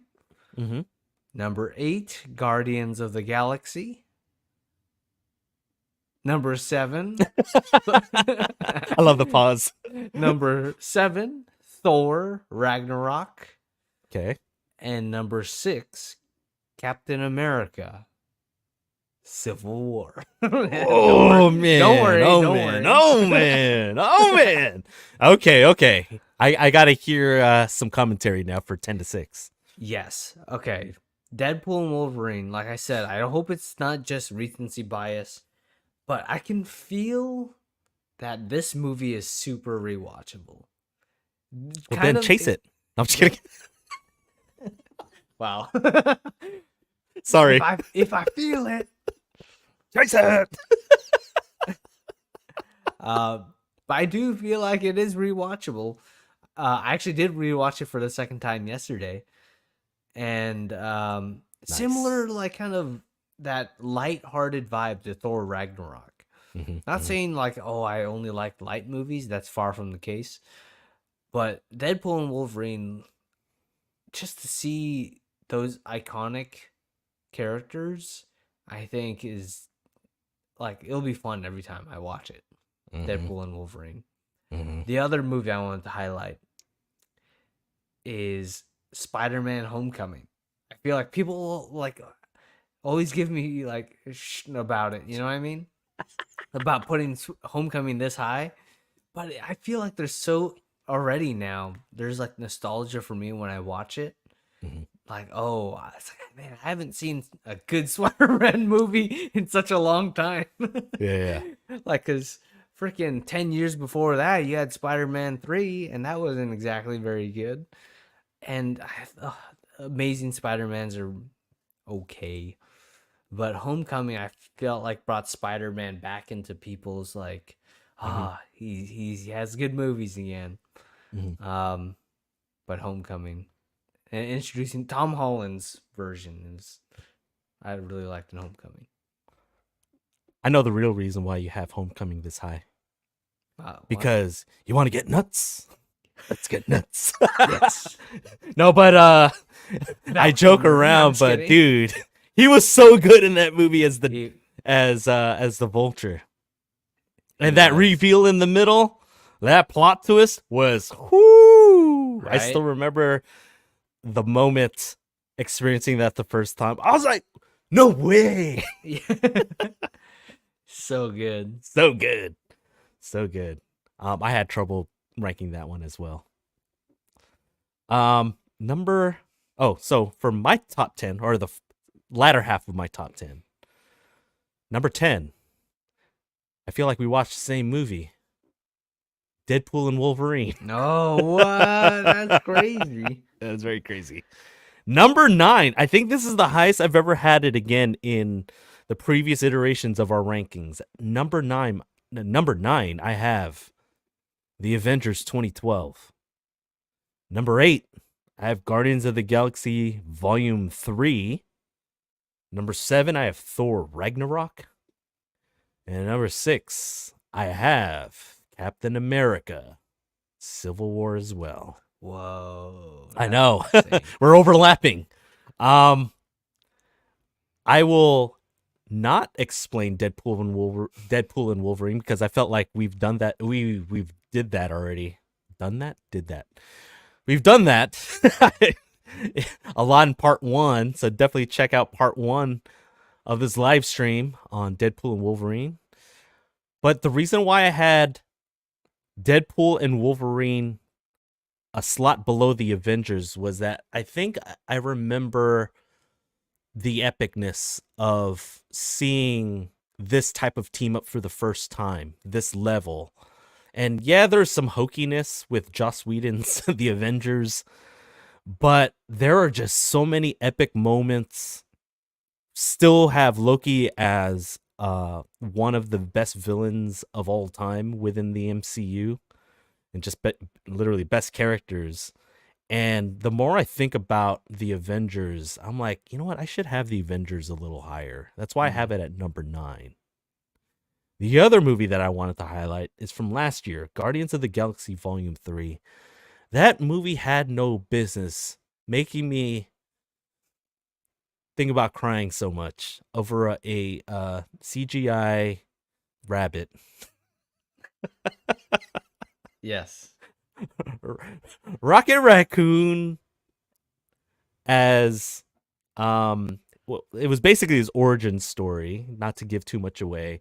And the fact that we get the same great needle drops from James Gunn, I felt like it was a fitting end for that group of Guardians. And man, I get all the nostalgic feels, and it's so rewatchable because you get you get a wide spectrum of emotions in Guardians of the Galaxy Volume 3. I've only been able to rewatch it one other time past its movie run in the theaters, and I couldn't watch it again. I was like, I don't want to be sad again, just because, man, there's a lot of good moments, and but it's so good. It's so good. But Jeremy, we've reached the end game. I think we both haven't mentioned Endgame, so I'm kind of curious to see where you actually have it slotted in your top 5. All right. Speaking of Endgame, at number 5, you got Avengers Infinity War. Whoa!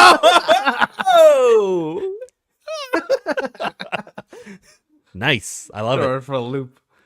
At number 4, you've got Spider-Man No Way Home. And at number 3, Avengers Endgame. At number 2, Iron Man. And number 1, Captain America, the Winter Soldier. Oh my god. I feel like that top 3 ranking is going to be very stable for me.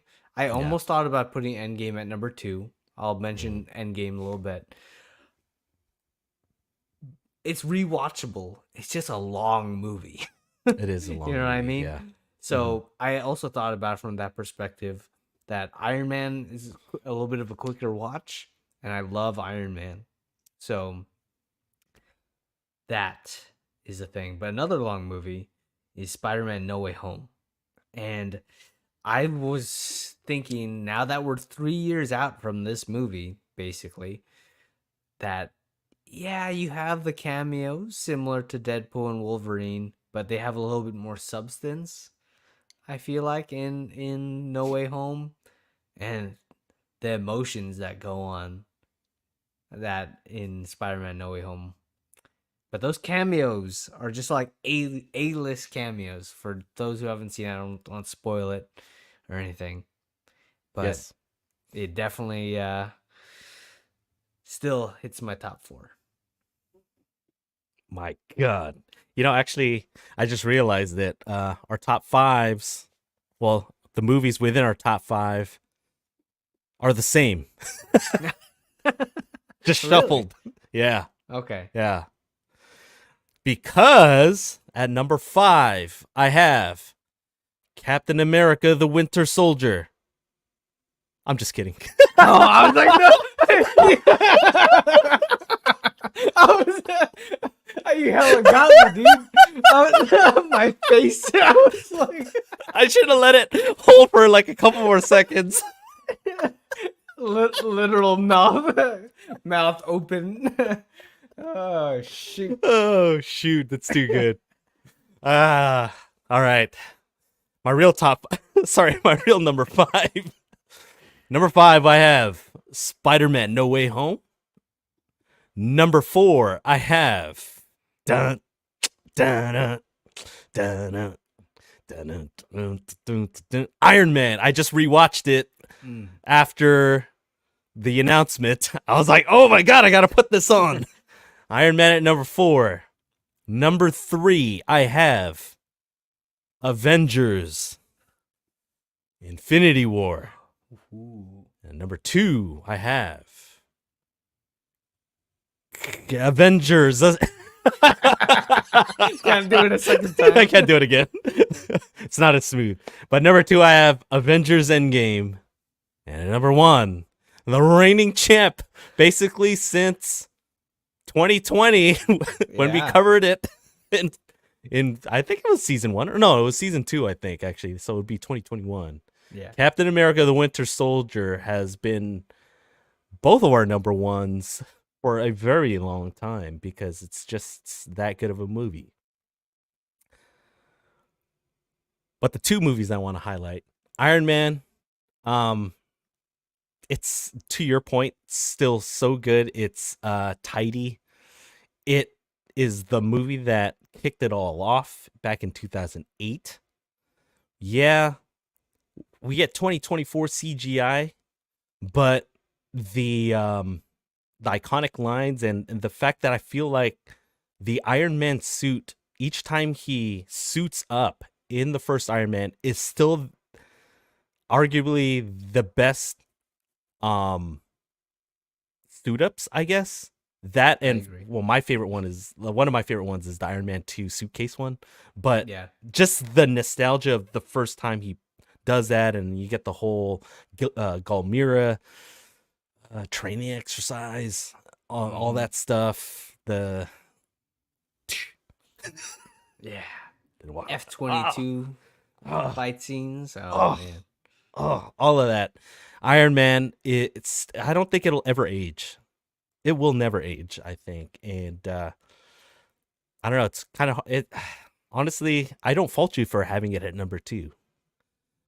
But for my number 2, I want to highlight Endgame. A lot of people have Infinity War over Endgame. Apparently, we're not those two people. But the reason why I have Endgame higher than Infinity War is because you get a little bit more variety. Yeah, it's a little bit longer.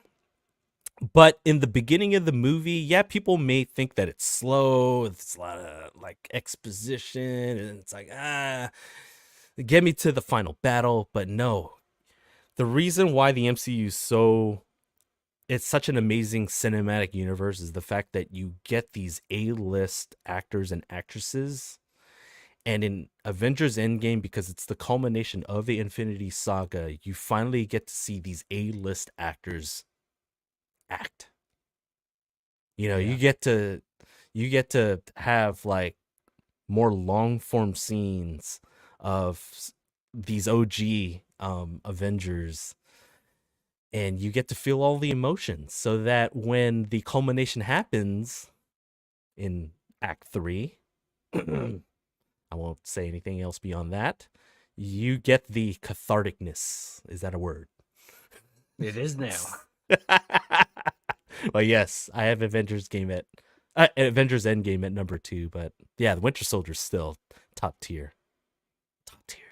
Seriously, man. I was like, nah, I'm not gonna change it. On a scale of 1 to 10, though, how much did I have you listing Captain America: The Winter Soldier at number 5? I think in that moment, I was like, you got me, dude. Like maybe like a 9. You know, I was like, no way, because I feel like you've done a lot of shifting in this, like more than ever before. So I was like, no way, did he just do that? That's blasphemous, bro. I don't know, damn. But yes, I am glad that we were able to rank these. It's fun to kind of see the evolution in our ever evolving ranking of the MCU movies, especially given the fact that, yeah, I feel like we all change, so our rankings will never ever be the same. It would be weird if it did, Yeah. because times change. Like Quantumania had a little bit higher because I felt like it was relevant. I think I But now gave it's it not. a fresh score. Yeah. I think I liked Eternals way more than you, and now it's like my second to worst movie. I think I have it higher than you now.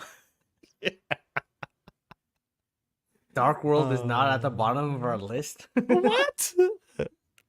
Right? Mine is only 4th from the bottom. Wow, it's improvement. Jeez. Yeah. Mine's only at 33. For now. Yeah, until you watch it again. You're like, oh my god, it's top 20. Yeah, it's so good. It's so good. Oh man, but that's our rankings. I'm curious to know how you feel, how you would rank your top MCU movies. For those of you who are checking us out on TikTok or the live stream. So if you're checking this after the fact, rank your 34 MCU movies, or at least your top 10 or top 5. Kind of curious if it matches up with Jeremy or my list. So, Yeah. Jeremy, let's get on to the next segment. We call this segment The Simmer. And this past weekend, San Diego Comic-Con. I'm thinking a different MonsterVerse. Yeah. But San Diego Comic-Con took place, and there was some huge news, right, Jeremy? Yeah, a little bit. Superman Lois final season trailer. Yeah, I know. I'm just kidding. No, I'm kidding. I'll get to that in one last thing, perhaps. Yeah.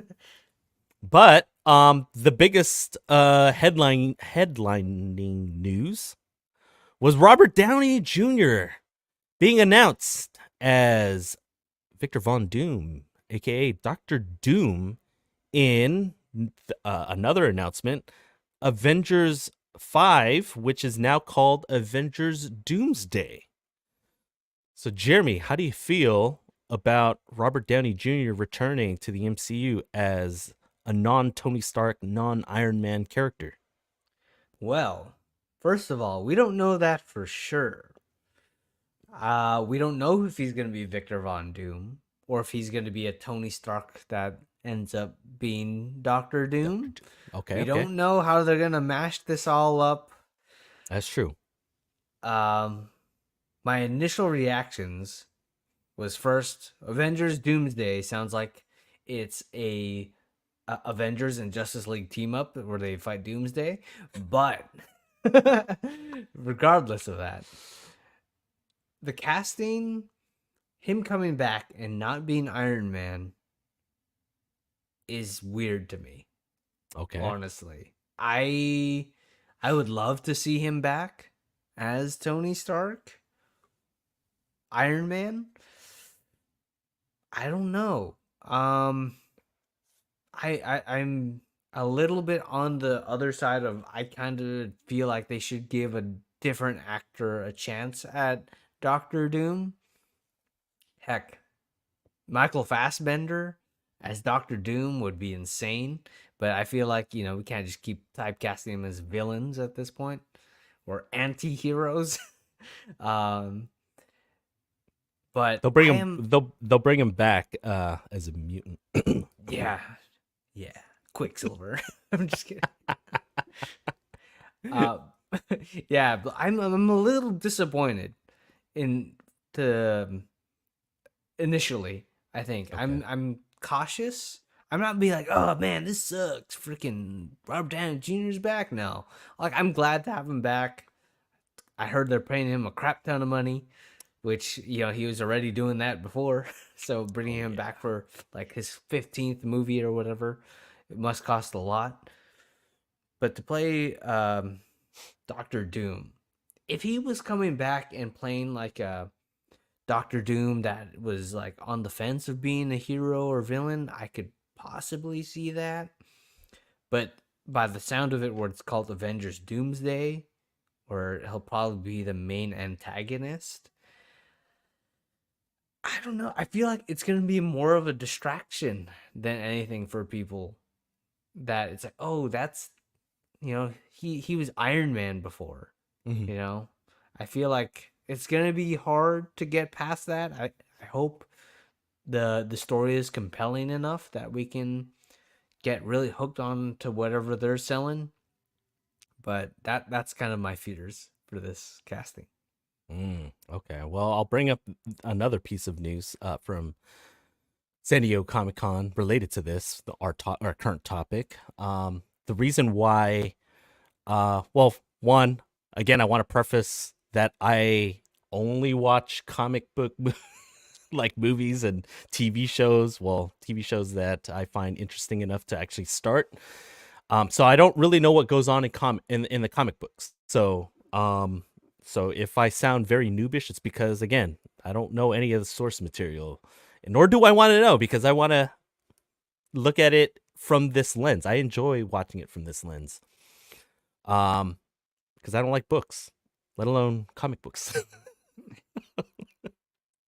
Too many I don't like words. reading. I hate Yeah. reading. No, I'm just kidding. Don't give me some hate mail. I like reading.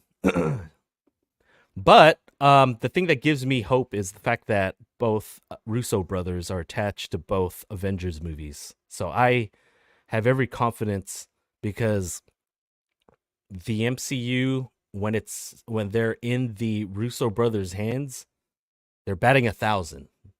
Heck, we just ranked a bunch of movies. We ranked 34 of them, and all 4 of their movies were in our top 6. Yeah, that's insane. Yeah. It's pretty crazy. So I'm not expecting like a top 10 Avengers movie or maybe a top 5 Avengers movie. But I feel like, again, similar to Deadpool and Wolverine, we'll get something good. And I mean, I have my theories of why they went out of their way to announce Robert Downey Jr. this early. Because correct me if I'm wrong, Jeremy, because one of the other movies that they announced was the new Fantastic Four movie. They released the official title, The Fantastic Four for Steps. Correct me if I'm wrong, but supposedly Doctor Doom is the main villain in that movie as well, or at least will make an appearance. Is that correct? I would assume that he would have an appearance because of his tie to the Fantastic Four, but from what I've heard, the villain is different. I don't know if you want to know. Do you want to know? No, no, I Possibly. won't. No, no. Okay. I heard the main villain of that movie is a different villain. Okay, so we may just get more of a cameo with Robert Downey Jr. possibly in like a post-credit scene or something like that. Yeah, I'm thinking more like Thanos in Guardians of the Because Galaxy. of the galaxy. Yeah. I was thinking the same thing. Okay. I was just kind of curious. Because I'm curious to see if, because, obviously the rumors is like, oh, maybe it's a Tony Stark variant, et cetera, et cetera, et cetera, without getting into like, speculative plots. But I'm kind of holding out hope that he's more of a bait and switch Doctor Doom, and we get an actual Doctor Doom like, some of these other fan castings, like like Oppenheimer. We get Oppie playing like the real Doctor Doom, possibly like in a post credit scene in Avengers Doomsday, where you get a kind of an Avengers Age of Ultron post credit scenes. Fine, I'll do it myself, sort of thing. Where he just pops up. It's like, and really, he's like the more menacing Victor Von Doom. Okay. See, I'm And trying. then I'm and trying then to that think of opens someone. up the possibility of Tony Stark returning as his actual self, Tony Stark, Iron Man, in Secret Wars. I hope so, man. He's gonna pull a Mandarin. There you I go. I mean, they put so much hype into this, though. I feel like he's gonna be a version of Doctor Doom. Yeah. That's actually like a more serious threat. I, I don't I know. think I he would could be a be. I serious could be threat, wrong. but I feel like he I don't know, somehow like dies or gets defeated or Yeah. something like that, and then but we get a reveal like, oh, there's another Doctor Doom or something What if we get just multiple Doctor Dooms? You know how similar like to we getting. were supposed to get multiple Kang the Conquerors and all that Yeah, stuff? dude, Maybe that's they'll what I'm just thinking. do that with Doctor Doom. That's what I'm Because thinking. I mean, Jonathan Major in that whole situation obviously couldn't do that anymore. So Yeah, maybe they're just maybe. kind of rerouting it, tweaking the storyline a little bit, and making it Doctor Doom. I mean, this is the multiverse, right? And this is how to end the multiverse saga. Yeah. Apparently, the Wizard of Oz did did it the Best. best. Yes, apparently they did.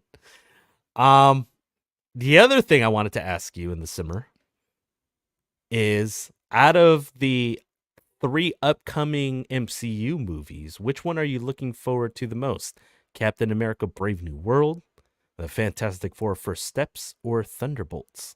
Asterisk. Yeah, that's true. This is kind of a hot take. I'm gonna say Thunderbolts asterisk. Really? Okay. Yeah. Um, all the kind of bad press around Captain America: Brave New World has put my expectations kind of low. Right, the trailer was pretty good, but I feel like it's there, and they want to hype us like, oh, it's the next Winter Soldier. Mhm. I'm not falling for that, man. I watched Secret Invasion.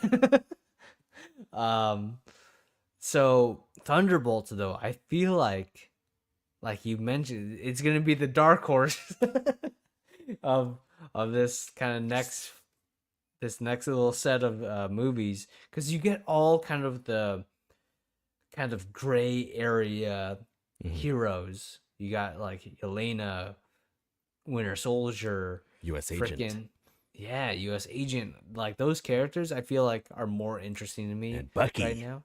But yeah, see, like you get to see all that stuff Mhm. happen, and they're keeping a lot of things under wrap with this movie, and I like it. Basically, Fantastic this Four, I can we'll see. is this basically this MCU's version of Suicide Squad. I mean, Yeah. sorry, the Suicide Squad. Oh, I go. Thank you for clarifying that. Yes, sorry.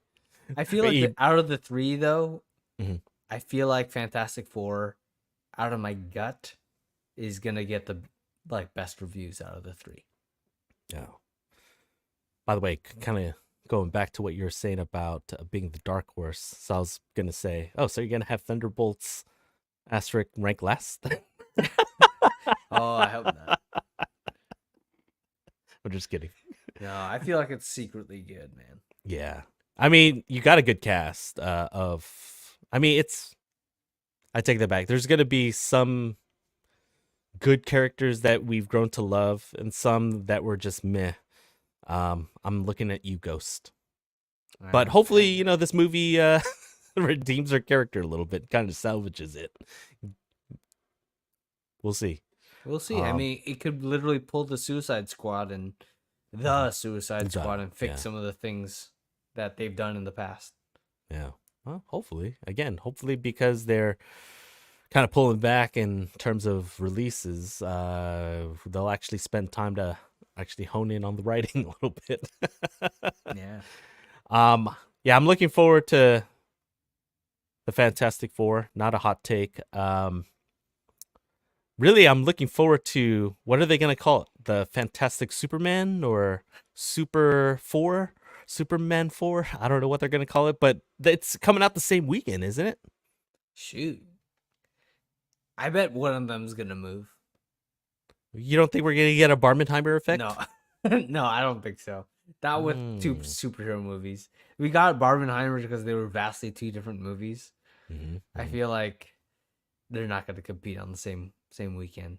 And that would be bold on whoever moves. That's going to say a lot. Especially if you move Superman. If DC I mean, moves Superman, it's not like it hasn't happened before. Batman versus Superman moved. That's true. Because they were going up against Captain America Civil War. Dang, that's insane. So, if they move Superman, you know which one's worse. You know what I mean? Just like last time. I secretly hope that they don't move because we get Barbenheimer, potentially Wicked and Gladiator 2. And then maybe we get this heavyweight. I would totally do a double feature that day. I would definitely do that. That's what I'm saying. Superman, though. Oh no, of course, I would too. Yeah. But Tom Welling makes a cameo. Just kidding. Don't get my hopes up. If anything, dude, Michael Rosenbaum. James Yes. I love it. Anything else from San Diego Comic-Con that you want to highlight? Maybe a Superman and Lois. Dude, I want a freaking trailer though for Thunderbolts. I even didn't watch any clips that they released of Superman and Lois because I don't want to know anything. Because that comes out in October. Yep. I'm looking forward to it. Yeah. Because, Jeremy, let's get into one last thing. Okay. Sweet. Jeremy, this is literally our last soup du jour of the season. How do you want to leave us with? What do you want to leave us with, I should say? Okay. I literally haven't watched anything new. But it's because really been busy with other stuff. But literally, I think tomorrow we are getting Batman, the Caped Crusader on Amazon Prime, I believe it is. I think it's Amazon Prime. It's kind of crazy. And it's the Bruce Timm, the creator of Batman the Animated Series. I haven't heard anything about this movie on if people like it or not. But that is my next watch for sure. And I heard it. The trailer looked really good. So if it's anything like Batman the Animated Series, Batman the Caped Crusader, it's going to be like freaking X-Men 97 levels of excitement. Batman, let's see it's streaming because I want to know. You're hyping it up. And now I'm kind of curious. Series premiere. Where is it premiering? It is Prime. August 1. It might be on right now. Don't they usually release stuff early? Gotta check, man. Oh man. No. Okay, I'll definitely check that out. Yeah, 'Cause- more Batman. Yeah. Well, actually, you might know this question because I haven't done any of the research. I didn't know that this was even out. Do you think this is going to be one of those Batman series where it's more PG or PG-13 or more R? I would assume more PG-13. Okay, the reason why I ask is because I'm looking for airplane content. Okay. Yeah, from the trailer that I've seen, I don't think there was anything too graphic. Okay. Yeah, it would be weird if there was on the airplane you saw some cartoon adult stuff, happening. That I would be weird. mean, they You when never know, what was dude. it the Batman came out or right around maybe around that time or a little after that, they were talking about the bat and the cat and doing some Dance. adult things. Yeah. So that's what I kind of want to avoid. That'd be weird. Yeah, I totally get that. Yeah. I guess I'll watch it and maybe let you know. Yeah, let me know.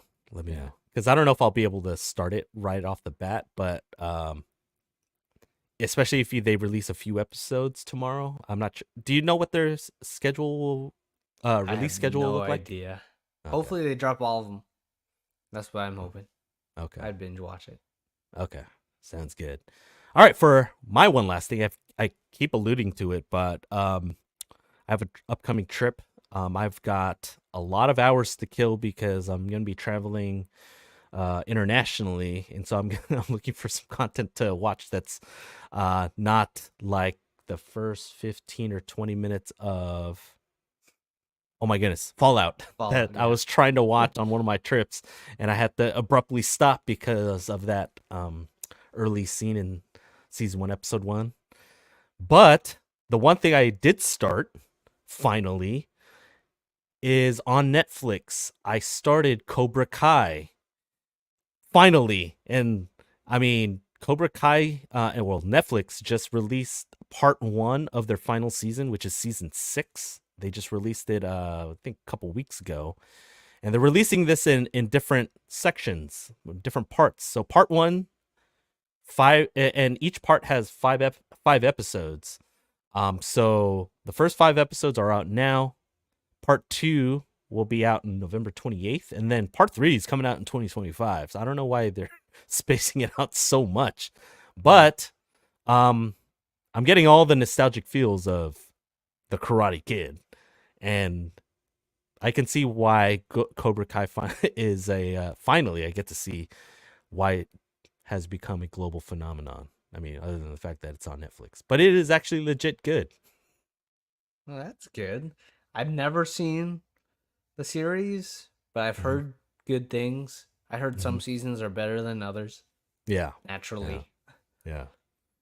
And so the reason why I started this is because, again, I'm trying to look for some airplane watchable shows or movies because I haven't started it yet. I told Jeremy maybe offline, or I mean, we talked about it several weeks ago, but I plan on downloading Superman and Lois episodes so that I could start watching again on these international flights. And the third thing that I want to highlight is that I will start doing a complete rewatch of, or even first watch of the X-Men Fox movies. So yes. So I feel like I have a good stable of airplane friendly content between these 3 things. Yeah, very superhero heavy. Yes. No, but the X-Men franchise or the Fox movies, it's just like it's a different style than MCU, and I think we kind of lost some of that. Now everything kind of feels too much of the same. Yeah. So especially since DC try to emulate some of that. Yeah. But sometimes they went a little overboard with the darkness. So it was either too dark or too light, I feel like. Yeah. Nothing in between. Yeah. But yeah, those were my 3 one last things. Yeah, those are all good ones, man. So hopefully they're all appropriate for the plane. Yeah, yeah. So I'm looking forward to catching new things and old things, but more importantly, new things for me. Like new as in I haven't seen it, not Mm, as new or old like release dates. right.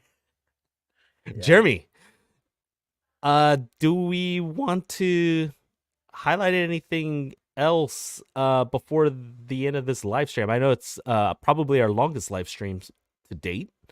Anything else that we've missed? Could have been something that we missed in part 1 or just in general for the podcast. No, I mean, we're still gonna be talking about the apex predator this coming Saturday morning. Should I do it? Should I do it Do it. now or do it on Saturday?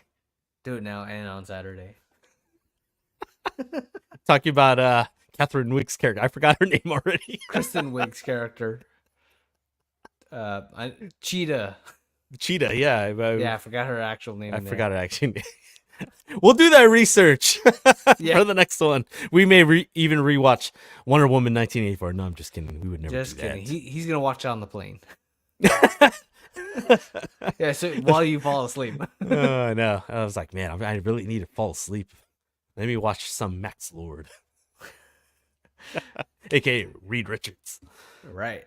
Oh man. But no, that's it for me. Have had a lot of fun talking about some good and bad movies this season. I did too, actually. I want to first thank. I think we only had one guest this past season. We pivoted into a different format.